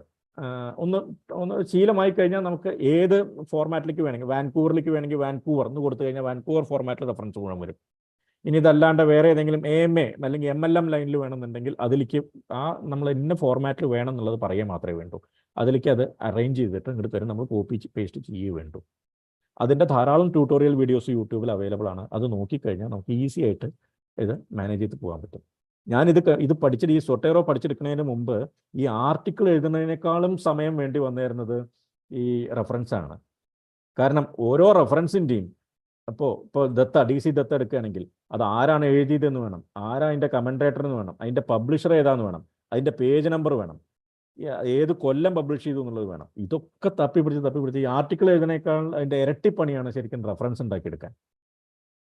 അപ്പോൾ ഇത്തരത്തിലുള്ള സോഫ്റ്റ്വെയറുകൾ നമ്മളൊന്ന് പരിചയിച്ച് കഴിഞ്ഞാൽ വളരെ ഈസി ആയിട്ട് നമുക്കിത് ചെയ്യാൻ പറ്റും. കാരണം ഒരു തവണയെ നമുക്കിത് അതിലേക്ക് എൻട്രി ചെയ്യേണ്ടു, ബാക്കി എല്ലാം പിന്നെ അതിൽ നിന്നും ചെയ്തോളും. നമ്മൾ ആ പേജ് നമ്പർ മാത്രം മാറ്റി കൊടുത്തു കഴിഞ്ഞാൽ മതി. അതൊന്ന് ശ്രദ്ധിക്കും. അടുത്തതാണ് അബ്സ്ട്രാക്റ്റ് എഴുതണം. 2 തരം അബ്സ്ട്രാക്റ്റ് ഉണ്ട്, സ്ട്രക്ചേർഡ് അബ്സ്ട്രാക്റ്റും നോൺ സ്ട്രക്ചേർഡ് അബ്സ്ട്രാക്റ്റും. കുറച്ച് നേരം കൂടിയുള്ളൂ, 1 മണിക്കൂറാണ് പറഞ്ഞെങ്കിലും ഒരു 10-15 മിനിറ്റിൽ ഞാൻ കൺക്ലൂഡ് ചെയ്യാം കേട്ടോ. അപ്പോൾ സ്ട്രക്ചേർഡ് അബ്സ്ട്രാക്റ്റും നോൺ സ്ട്രക്ചേർഡ് അബ്സ്ട്രാക്റ്റും തമ്മിൽ ചെറിയ വ്യത്യാസമുണ്ട്. അത് എന്താണെന്നുള്ളത് ഞാൻ ഒരു എക്സാമ്പിൾ വെച്ചിട്ട് കാണിച്ചു തരാം. നമ്മൾ സാധാരണ പലപ്പോഴും ഞാനടക്കം ആദ്യം ചെയ്തിരുന്നത്, നമ്മൾ ആദ്യം എങ്ങനെയോ പറഞ്ഞ് മനസ്സിലാക്കിയിട്ട് ഈ അബ്സ്ട്രാക്റ്റ് അവസാനം എഴുതാൻ പാടുന്നു. അപ്പോൾ സാധാരണ എന്താ ചെയ്തിരുന്നതെന്ന് വെച്ചിട്ടുണ്ടെങ്കിൽ ആദ്യം ഇൻട്രൊഡക്ഷൻ, പേഷ്യൻ്റ് ഇൻഫർമേഷൻ, മറ്റേ ഡിസ്കഷൻ, കൺക്ലൂഷൻ, ഇങ്ങനെയുള്ള എല്ലാറ്റിനും ഒരു 2 സെൻറ്റൻസ് എഴുതിയെടുത്തിട്ട് 2 സെൻറ്റൻസ് എല്ലാത്തിനും എടുത്തിട്ട് ഒരു അബ്സ്ട്രാക്റ്റ് ആക്കിയിട്ട് അത് സബ്മിറ്റ് ചെയ്യും. ആക്ച്വലി അതല്ല എൻ്റെ മെത്തേഡ്. അബ്സ്ട്രാക്റ്റിന് കൃത്യമായിട്ടുള്ള ഫോർമാറ്റും സ്ട്രക്ചറും ഉണ്ട്. കാരണം ആൾക്കാർ, നമുക്കറിയാം, ഇപ്പോൾ തന്നെ നമ്മൾക്ക് നോക്കാലോ, ആദ്യമൊക്കെ നമ്മൾ എന്തായിരുന്നു, ന്യൂസ് പേപ്പർ വായിച്ചിരുന്ന ആൾക്കാരാണ്, വലിയ കട്ടി പുസ്തകങ്ങൾ വായിച്ചിരുന്ന ആൾക്കാർ. നമ്മൾ അതൊന്ന് ചുരുങ്ങി വാട്സപ്പിൽ വരുന്ന മെസ്സേജുകൾ തന്നെ 2 സ്ക്രോൾ കഴിഞ്ഞ് കഴിഞ്ഞാൽ നമ്മൾ നോക്കാതെയായി. ലോങ് വീഡിയോസ് നമ്മൾ കാണാതെയായി. അതുപോലെ തന്നെ ഇപ്പോൾ മിനിറ്റുകൾ മാത്രം ഉള്ള റീൽസാണ് ഇപ്പോൾ സ്റ്റാർ. അപ്പോൾ നമ്മുടെ ക്ഷമ കുറഞ്ഞുകൊണ്ടിരിക്കുകയാണ്. അപ്പോൾ ആരും ഈ വലിയ 10-15 പേജുള്ള ആർട്ടിക്കിളുകളൊന്നും ആരും വായിക്കില്ല, അബ്സ്ട്രാക്റ്റ് മാത്രമാണ് വായിക്കുക. അപ്പോൾ എന്താണോ ആർട്ടിക്കിൾ ഉദ്ദേശിക്കുന്നത്, കൺവേ ചെയ്യുന്നത്, അത് കൃത്യമായിട്ട് അബ്സ്ട്രാക്റ്റ് കൺവേ ചെയ്യാൻ സാധിക്കണം. എങ്കിൽ മാത്രമേ അതിനൊരു ഗുഡ് അബ്സ്ട്രാക്റ്റ് ആയിട്ട് നമുക്ക് എടുക്കാൻ പറ്റും. എന്താണ് സ്ട്രക്ചേർഡ് അബ്സ്ട്രാക്റ്റ് എന്നുള്ളത് നോക്കാം. അപ്പം നമ്മൾ നേരത്തെ പറഞ്ഞു അബ്സ്ട്രാക്റ്റ്, ഈ ആർട്ടിക്കിളിൽ കുറേ സബ് ഹെഡിങ്സ് പറഞ്ഞു. ഈ സബ് ഹെഡിങ്സ് ഒക്കെ തന്നെ അതേപോലെ തന്നെ വെക്കേണ്ട അബ്സ്ട്രാക്റ്റാണ് സ്ട്രക്ചേർഡ് അബ്സ്ട്രാക്റ്റ്. ഉദാഹരണത്തിന് ഈ കേസ് ഞാൻ ഇതിൽ ട്രൈജമിനൽ ന്യൂറാലജി ഒരു കേസ് സീരീസാണ് പബ്ലിഷ് ചെയ്തതാണ്. അപ്പോൾ അതിന് ആ ജേണലിലേക്ക് വേണ്ടി വരുന്നത് സ്ട്രക്ചേർഡ് അബ്സ്ട്രാക്റ്റ് ആണ്. അപ്പോൾ അതൊന്ന് നോക്കുക. Introduction, trigeminal neuralgia is a unilateral facial pain. അത് shamana therapy, materials and method, result, discussion, conclusion. ഇനി കീവേഡ്. ഇത് സ്ട്രക്ചേർഡ് അബ്സ്ട്രാക്ട്. ഇനി non structured abstract. in Ayurvedic management of infertility associated with polycystic. ഈ പറഞ്ഞ ഹെഡിങ്സ് ഇല്ലാതെ തന്നെ ഓരോന്നും നമ്മൾ എന്താണോ ഉദ്ദേശിക്കുന്നത് ഇൻഫെർട്ടിലിറ്റി, അത് ആ ഹെഡിങ്സ് ഇല്ലാതെ നമ്മൾ കൃത്യമായിട്ട് നറേറ്റീവ് രീതിയിൽ എഴുതുന്നതിനെയാണ് നോൺ സ്ട്രക്ചേർഡ് അബ്സ്ട്രാക്ട്. അപ്പോൾ ഏറ്റവും ശ്രദ്ധിക്കാനുള്ളത് ഈ അബ്സ്ട്രാക്റ്റ് ഡ്രാഫ്റ്റ് ചെയ്യലാണ്. അതുപോലെ തന്നെ ടൈറ്റിൽ അത് വളരെ ക്ലിയർ ആയിരിക്കണം. ഭയങ്കര സയൻറ്റിഫിക്, ഒരു പരിധിയിലപ്പുറം സയൻറ്റിഫിക് ആയിരിക്കരുത്. എന്താണോ ആർട്ടിക്കിൾ ഉദ്ദേശിക്കുന്നത് അത് കൺവേ ചെയ്യണം. അതിൻ്റെ ഒപ്പം തന്നെ ആയുർവേദ എന്നുള്ള ടേം അതിൽ ഇൻക്ലൂഡ് ചെയ്യിക്കുകയാണ് എപ്പോഴും നല്ലത്. കേസ് റിപ്പോർട്ട് എന്നുള്ള പേര് അതിൽ വെച്ചിരിക്കണം. ഇപ്പോൾ ആയുർവേദിക് മാനേജ്മെൻറ്റ് ഓഫ് ഇന്ന ഡിസീസ് വിത്ത് ഇന്ന മെഡിസിൻ അല്ലെങ്കിൽ ഇന്ന തെറാപ്പി എ കേസ് റിപ്പോർട്ട് എന്നുള്ള രീതിയിലായിരിക്കണം അത് സ്ട്രക്ചർ ചെയ്യേണ്ടത്. ഇനി കീവേഡ്സ് 3 to 5 ഇൻ നമ്പർ. അത് ചില ജേണലുകൾക്ക് ആൽഫബറ്റിക് ഓർഡറിലായിരിക്കണം അത് കൊടുക്കേണ്ടത്. ചിലതിൽ ഏതാണോ ഇമ്പോർട്ടൻ്റ് ആയിട്ടുള്ളത് അത് ആദ്യം കൊടുക്കണം. അപ്പോൾ അതെല്ലാം തന്നെ നമ്മുടെ ആ ജേണലിൽ മുൻപ് പബ്ലിഷ് ചെയ്തിട്ടുള്ള ആർട്ടിക്കിളുകൾ ഏതൊക്കെയാണെന്ന് നോക്കിയാൽ നമുക്ക് മനസ്സിലാവും. കൃത്യമായിട്ട് പിൻ പോയിന്റ് ആയിരിക്കണം. എന്താണ് ഈ കീവേഡ്സിൻ്റെ ഇമ്പോർട്ടൻസ്? ആൾക്കാർ സെർച്ച് ചെയ്യുന്നത് ഈ കീവേഡ്സ് വെച്ചിട്ടാണ്. ഉദാഹരണത്തിന് നമ്മൾ വളരെ ഒരു വേഗമായിട്ടുള്ള കീവേഡ്സ് ഒന്നും കൊടുക്കാതിരിക്കുക. അതുപോലെ ഭയങ്കര എന്താ പറയുക, പിൻ പോയിന്റ് ഒരു പ്രിസൈസ്ഡ് ആയിട്ടുള്ളതും കൊടുക്കാതിരിക്കുക. ഇപ്പോൾ ഒരു എന്തെങ്കിലും തരത്തിലുള്ള ഒരു ക്രിമി ചികിത്സയുടെ ഒരു ആർട്ടിക്കിൾ, ഒരു കീവേഡ് നമ്മൾ വെക്കുകയാണെങ്കിൽ ഓക്കെ, നമ്മൾ ക്രിമി ചികിത്സ എന്ന് വെക്കണോണ്ട് കുഴപ്പമില്ല. അതേസമയം കകേരുകം അല്ലെങ്കിൽ മകേരുകം, സലൂണകം എന്നൊക്കെ പറഞ്ഞിട്ട് നമ്മൾ പേര് വെക്കുകയാണെങ്കിൽ അത് എന്താണ് സാധനം, ഇങ്ങനെ പേര് വെച്ചിട്ട് ഒരാളും സെർച്ച് ചെയ്യാൻ പോകുന്നില്ല. അപ്പോൾ ഈ ആർട്ടിക്കിൾ കാണൂല. ബേസിക്കലി നമ്മൾ എഴുതിയ സാധനം മറ്റുള്ളവരെ കണ്ടിട്ട് ഇത് നന്നായിട്ടുണ്ട് അല്ലെങ്കിൽ വേറെ എന്തെങ്കിലും രീതിയിൽ ഇത് സൈറ്റേഷൻ ആണല്ലോ അപ്പോൾ ഇതിൻ്റെ ഉദ്ദേശം. അപ്പോൾ ഏറ്റവും കൂടുതൽ ആൾക്കാർ സെർച്ച് ചെയ്യാൻ സാധ്യതയുള്ളതും എന്നാൽ നമ്മുടെ ആർട്ടിക്കിളുമായിട്ട് റിലേറ്റഡ് ആയിട്ടുള്ളതുമായിട്ടുള്ള കീവേഡ്സ് ആയിരിക്കണം വെക്കേണ്ടത്. ഇനി ഞാൻ നേരത്തെ പറഞ്ഞ മറ്റേ ആ സ്ലൈഡ് ഒന്നും കൂടി ഇടുകയാണ്. ഓരോന്നിനും ഓരോ എക്സാമ്പിൾ കേസ് വീതം പറഞ്ഞിട്ട് ഞാൻ അവസാനിപ്പിക്കും. എ ന്യൂ ഡിസീസ് എങ്ങനെയാണ്? A rarely reported case condition, unusual presentation of a common condition, unique treatment modalities, unexpected complication, unexpected outcome. ഇതിന് ഓരോന്നിനും പബ്ലിഷ് ചെയ്തിട്ടുള്ള ഓരോ കേസ് നമുക്ക് നോക്കി നോക്കാം. A new disease, Ayurvedic intervention SARS COVID-19 patient in an institutional setup, a case series. Publish ചെയ്തിട്ടുള്ള ഒരു case series ആണ്. പേഷ്യൻ്റ് ഇൻഫർമേഷൻ തുടങ്ങുന്നത് the not for profit institution was an asylum for the ഡിസോലേറ്റ് and poor and at the time of intervention of SARS COVID-19 crisis had 102 inmates in total. Informed consent was availed. Inmates who were mentally sound, and for the rest of them, proxy consent was granted by the concerned authorities of the institution entrusted with their safeguard. ഇതൊരു new case. ഇനി a rarely reported condition ഒരു example എന്തായിരിക്കും? Ayurvedic management of mixed connective tissue disorder, a case study. Mixed connective tissue ഒരു autoimmune ഡിസീസാണ്. ഇതൊരു MCTD എന്ന് പറയുന്നത് rarest of the rarest കേസാണ്. Ayurvedic management of mixed connective, ഇത് അതിൻ്റെ ആ തരത്തിലുള്ളതിൻ്റെ ഒരു എക്സാമ്പിളാണ്. ഇനി unusual presentation of a common condition, nummular eczema with Helicobacter pylori, a rare case treated with Ayurvedic protocol. ഇത് ആയു എന്ന് പറഞ്ഞ ജേണലിൽ പബ്ലിഷ് ചെയ്തിട്ടുള്ളതാണ്. അപ്പോൾ ന്യൂമുലാർ എക്സിമ, ഈ ന്യൂമുലാർ എക്സിമ കോമൺ ആണ്, ഹെലിക്കോബാക്ടർ പൈലോറിൻ കോമൺ ആണ്. അറ്റ് ദ സെയിം ടൈം ഇത് രണ്ടും തമ്മിലുള്ള ലിങ്ക് അത്രയ്ക്ക് കോമൺ അല്ല. അതായത് ഹെലിക്കോബാക്ടർ പൈലോറി കാരണം ഉണ്ടായിട്ടുള്ള ന്യൂമുലാർ എക്സിമ, ഹെലിക്കോബാക്ടർ പൈലോറിയുടെ സിംറ്റംസ് നമുക്കറിയാം, വയറിൻ്റെ എരിച്ചിലും പുളിച്ചതായിട്ടുള്ള വേദനയും അസിഡിറ്റിയുടെ സിംറ്റംസ് ആണ്. പക്ഷേ ആ ഹെലിക്കോബാക്ടർ പൈലോറി എങ്ങനെ ന്യൂമുലാർ എക്സിമയായിട്ട് പ്രസന്റ് ചെയ്യാം? അതൊരു അൺയൂഷ്വൽ പ്രസന്റേഷൻ. അതാണ് ഇങ്ങനെ ഞാൻ ഈ പറഞ്ഞ കേസ്. ഡീറ്റെയിൽസ് ഇത് അവൈലബിൾ ആണ്, നെറ്റിൽ ഓപ്പൺലി അവൈലബിൾ ആണ്, നോക്കാം. ഇനി new or unique treatment modality followed, നേരത്തെ പറഞ്ഞ management of infertility associated with policy PCOD, A case report. ഇതിൽ സാധാരണ നമ്മൾ ഫോളോ ചെയ്യുന്ന രീതിയിലല്ലാതുള്ള അനുലോമനത്തിനും ഇതിന് ശോധനത്തിനും പ്രാധാന്യം കൊടുത്തുകൊണ്ടുള്ളത്. അതുപോലെ തന്നെ ഒരു ശമന ചികിത്സ ഇൻട്രാജമിനൽ ന്യൂറാൾജിയ. ഇനി അൺഎക്സ്പെക്റ്റഡ് കോംപ്ലിക്കേഷൻ ഡ്യൂറിങ് ട്രീറ്റ്മെൻറ്റ്, എന്തെങ്കിലും തരത്തിലുള്ള കോംപ്ലിക്കേഷൻ ഉണ്ടായിട്ടുണ്ടെങ്കിൽ ട്രീറ്റ്മെൻറ്റിൻ്റെ ഇടയ്ക്ക്. A case study of furunculosis following an Ayurvedic oil massage sudation therapy. ഇത് എൻ്റെ കേസല്ല, ഞാൻ ഡൗൺലോഡ് ചെയ്തെടുത്തതാണ്. അതായത് അഭ്യംഗവും സ്വേദനവും ചെയ്യുന്നതിൻ്റെ ഇടയിൽ ഉണ്ടായിട്ടുള്ള ഫറങ്കുലോസിസ്, അതുകൊണ്ടുണ്ടായിട്ടുള്ള ഫറങ്കുലോസിസ്, അത് ഫോളിക്കുലൈറ്റിസ് റിപ്പോർട്ടഡ് കേസാണ്. അപ്പോൾ ഇത് അൺഎക്സ്പെക്റ്റഡ് കോംപ്ലിക്കേഷനാണ്. അപ്പോൾ ഇത്തരത്തിലുള്ള ഓരോന്നും നമുക്ക് ചെയ്യാം. ഏറ്റവും പ്രധാനമായിട്ട് ശ്രദ്ധിക്കാൻ, ലാസ്റ്റ് സ്ലൈഡാണ്, ഏറ്റവും പ്രധാനമായിട്ട് ശ്രദ്ധിക്കാനുള്ളത് കേസ് റിപ്പോർട്ട്. നമ്മളൊന്ന് സെർച്ച് ചെയ്ത് നോക്കാം. ഇപ്പം തന്നെ ഇത് ക്ലാസ് കഴിഞ്ഞ് കഴിഞ്ഞാൽ തന്നെ ഒന്ന് സെർച്ച് ചെയ്ത് നോക്ക്. കെയർ ഗൈഡ് ലൈൻസ് എന്ന് പറഞ്ഞിട്ട് ഗൈഡ് ലൈൻസ് ഉണ്ട്. ഈ കെയർ ഗൈഡ് ലൈൻസ് ആണ് ഈ കേസ് റിപ്പോർട്ട് എഴുതുന്ന ആൾക്കാരുടെ ബൈബിൾ. അപ്പോൾ ഇതിൽ ഓരോന്നും കൃത്യമായി ഞാനിപ്പോൾ ഈ പറഞ്ഞ കാര്യങ്ങളെല്ലാം തന്നെ വളരെ ഡീറ്റെയിൽഡ് ആയിട്ട് കെയർ ഗൈഡ് ലൈൻസിൽ പറഞ്ഞിട്ടുണ്ട്.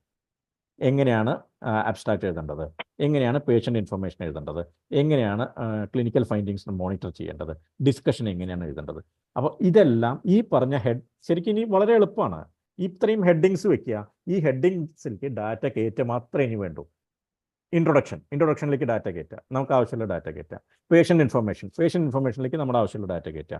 ക്ലിനിക്കൽ ഫൈൻഡിങ്, ഡിസ്കഷൻ, കൺക്ലൂഷൻ, അല്ലെങ്കിൽ follow up and outcome, discussion, conclusion, reference, ഓരോന്നിലേക്കും നമ്മുടെ ആവശ്യമുള്ള ഡാറ്റ കയറ്റി നമ്മുടെ ഫ്രെയിം ഇപ്പോൾ കയ്യിലുണ്ട്, ഫ്രെയിംവർക്ക് കയ്യിലുണ്ട്.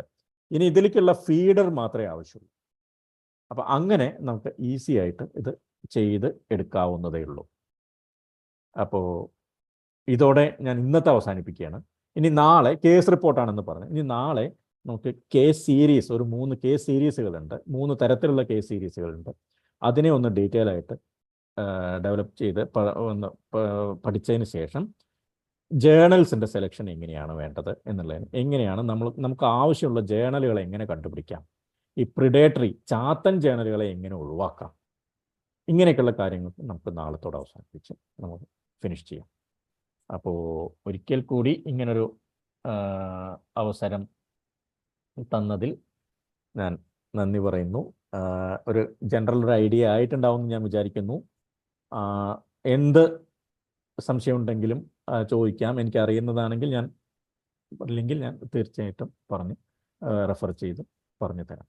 ഒരിക്കൽ കൂടി നന്ദി പറയുന്നു.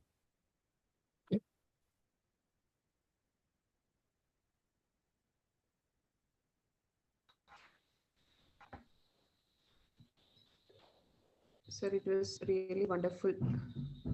Simple, humble, കൂടുതൽ കോംപ്ലിക്കേറ്റഡ് ഒന്നും അല്ലാത്ത രീതിയിൽ തന്നെ സാർ എന്താണോ പറഞ്ഞത് ആ രീതിയിൽ തന്നെയായിരുന്നു പ്രസന്റേഷൻ. ആൻഡ് സാർ എൻ്റെ അടുത്ത് 35 പാർട്ടിസിപ്പൻസ് എങ്കിലും ഉണ്ടാവുമെന്ന് ചോദിച്ചിട്ട് വി ഹാഡ് അബൌട്ട് 122-128 പാർട്ടിസിപ്പൻസ്. അത് 1 hour കഴിഞ്ഞപ്പോഴാണ് വീണ്ടും ഡ്രോപ്പ് ആയത്. And there is lot messages congratulating you, saying you for this wonderful session. Sir, എനിക്ക് പേഴ്സണലി ഒരു ഡൗട്ട് ചോദിക്കാനുള്ളത്, what does you mean by conflict of interest? Author contribution കഴിഞ്ഞിട്ട് ഒരു conflict of interest എന്ന് പറഞ്ഞു. What is it actually? നമ്മളിപ്പോൾ 2-3 പേര് ആൾക്കാർ ചേർന്നിട്ട് എഴുതിയിട്ടാണത്. ആ 2-3 ആൾക്കാർ ചേർന്ന് തമ്മിൽ, ഇപ്പം ഞാൻ ഇന്നെ ഒരു കോൺട്രിബ്യൂഷൻസ് പറഞ്ഞല്ലോ, ഈ കോൺട്രിബ്യൂഷൻസ് തമ്മിൽ എന്തെങ്കിലും തരത്തിലുള്ള ഇഷ്യൂസ് എന്തെങ്കിലും ഉണ്ടെങ്കിൽ അത് ആ ഡിവിഷൻ എങ്ങനെയാണ് വേണ്ടത്, അതിൻ്റെ മുകളിൽ ഫ്യൂച്ചറിൽ പിന്നെ യാതൊരു പ്രശ്നങ്ങളും ഉണ്ടാക്കില്ല എന്ന് നമ്മൾ പറഞ്ഞു കൊടുക്കൊണ്ടുള്ള ഒരു ഡിക്ലറേഷനാണ് അത്. ശരിക്കും അത്രയേ ഉള്ളൂ. സിമ്പിളാണ്. ഇത് അവൈലബിൾ ആണ്, ഇതെല്ലാം നെറ്റിൽ അവൈലബിൾ ആണ്. ഇപ്പോൾ ഓതർ കോൺട്രിബ്യൂഷൻ്റെ ഫോം നെറ്റിൽ അവൈലബിൾ ആണ്. നമ്മൾ അതിൽ ഡൗൺലോഡ് ചെയ്തിട്ട് അതിൽ പേര് എഴുതി ചേർത്ത് സബ്മിറ്റ് ചെയ്യുക മാത്രമേ വേണ്ടൂ. കോൺഫ്ലിക്റ്റ് ഓഫ് ഇൻട്രസ്റ്റിൻ്റെ ഫോം നെറ്റിൽ അവൈലബിൾ ആണ്. അതും എഴുതിയിട്ട് അതിൽ നമ്മുടെ ഓതേഴ്സിൻ്റെ പേര് എഴുതി ചേർത്തിട്ട് സബ്മിറ്റ് ചെയ്യുക മാത്രമേ വേണ്ടൂ. സംഭവം വളരെ ഈസിയാണ് അത്, ഈ കാര്യങ്ങൾ. അപ്പോൾ നമ്മൾ ആ ഒരു ട്രാക്കിലേക്കൊന്ന് വന്ന് വീഴാനുള്ളൊരു ബുദ്ധിമുട്ട് മാത്രമേ ഉള്ളൂ. അത് ഒരു 2 പബ്ലിഷ് ചെയ്ത് കഴിഞ്ഞാൽ പിന്നെ നമുക്ക് ഈസി ആയിട്ട് പറ്റും. ഓരോന്നും നമുക്ക് എന്താണ് എഴുതേണ്ടത് എന്നുള്ളതിൻ്റെ കൃത്യമായിട്ട് നമുക്കൊരു ഐഡിയ അവിടെ കിട്ടിക്കൊണ്ടിരിക്കും. അതൊരു വലിയൊരു പ്രശ്നമല്ല. പിന്നെ എപ്പോഴും ശ്രദ്ധിക്കാനുള്ള പബ്ലിക്കേഷൻ്റെ കാര്യത്തിൽ ടെക്സ്റ്റ് അല്ലെങ്കിൽ തിയറി പറയണത് നമ്മുടെ ആദ്യത്തെ ആർട്ടിക്കിൾ പബ്ലിഷ് ചെയ്യപ്പെടാനുള്ള സാധ്യത 50% മാത്രം. Okay. അത് കാര്യമാക്കണ്ട. ആ ആദ്യത്തെ 50%, ആദ്യത്തെ ആർട്ടിക്കിൾ പബ്ലിഷ് ചെയ്യാതിരിക്കുക എന്ന് വെച്ചിട്ടുണ്ടെങ്കിൽ അവരത് റിജക്റ്റ് ചെയ്യും. അവർ കുറേ മോഡിഫിക്കേഷൻസ് പറഞ്ഞിട്ടുണ്ടാവും, നമ്മളത് മോഡിഫൈ ചെയ്യും, അടുത്ത ചാനലിലേക്ക് കൊടുക്കും. നമ്മുടെ ആർട്ടിക്കിൾ കൂടുതൽ സ്ട്രോങ് ആയി. അത് സെക്കൻഡ് ആർട്ടിക്കിൾ ആകുമ്പോഴേക്കും അതൊരു 60 to 70 ആവും. ഒരു 6 or 7 ആയി കഴിയുമ്പോഴേക്കും 90% പബ്ലിക്കേഷൻ ചാൻസിലേക്ക് എത്തും അത്. അപ്പോൾ ആദ്യത്തെ ഒരെണ്ണം പബ്ലിഷ് ചെയ്തില്ല ഉള്ളതിൽ നമ്മൾ ഒട്ടും അതിലൊരു വിഷമിക്കേണ്ട കാര്യമില്ല. എൻ്റെയൊക്കെ ആർട്ടിക്കിൾ ഞാൻ പലർക്കും അയച്ചു കൊടുത്തിട്ടുണ്ട്. എൻ്റെ ഈ ജെറീം എന്ന് പറഞ്ഞിട്ടൊരു ജേണലുണ്ട്, journal of research in and education in Ayurvedic medicine എന്തോ പറഞ്ഞിട്ട്, BHU എന്നുണ്ടായിരുന്നാണ്. ഇപ്പോൾ അത് അത്ര വലിയ കോമൺ അല്ല.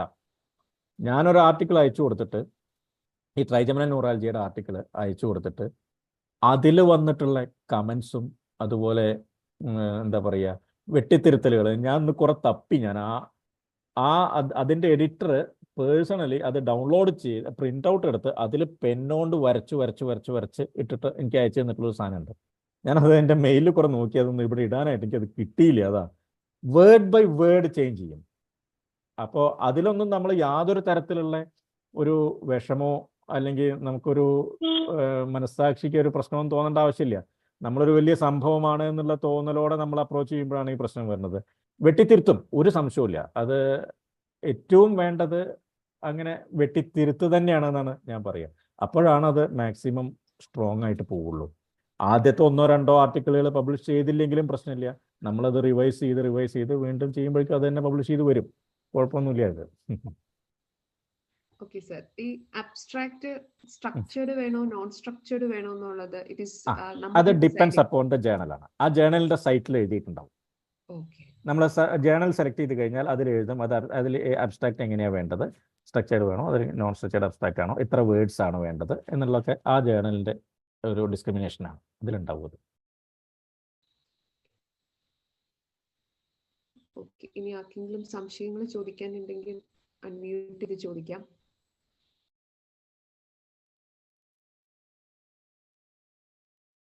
നമസ്കാരം ഡോക്ടർ.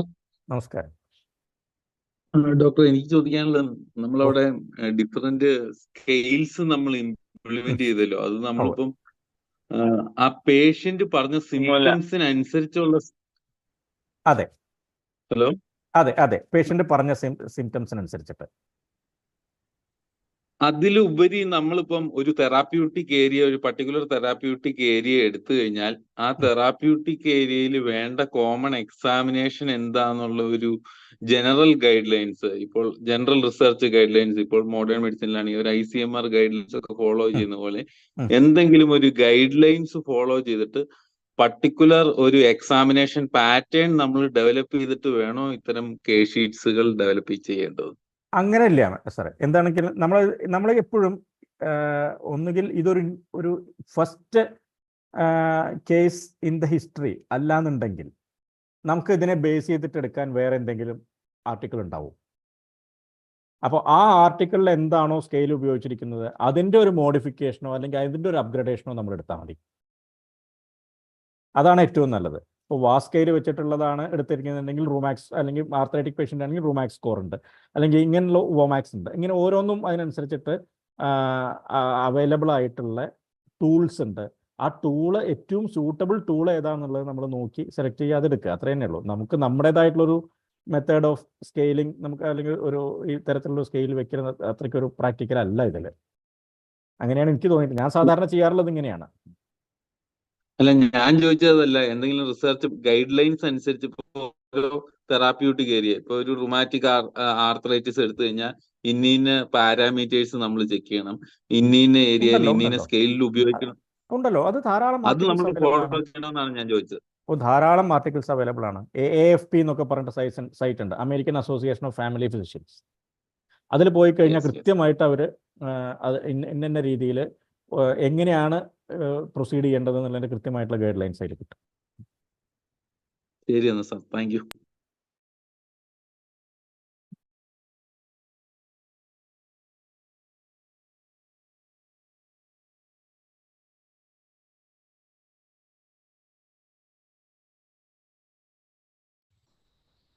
ആർക്കും ഡൗട്ട്സ് ഇല്ല എന്ന് തോന്നുന്നു.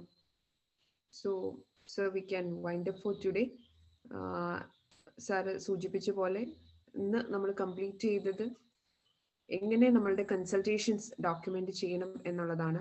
നാളെ how to identify the journal and how to move forward എന്നുള്ളതിൽ നാളെ 1 hour സെഷൻ സാർ എടുക്കും. ഇതേ ലിങ്ക് തന്നെയാണ് നാളെയും ഉള്ളത്. കറക്റ്റ് 8 o'clock തന്നെ നമ്മൾ സ്റ്റാർട്ട് ചെയ്യും. 8 to 9 തന്നെയായിരിക്കും സെഷന്റെ timings. Thank you sir. Thank you everyone. Good night. Leave ചെയ്തോട്ടെ. യെസ് സർ, നാളെ കാണാം. Thank you. Good night. Thank you. Bye by.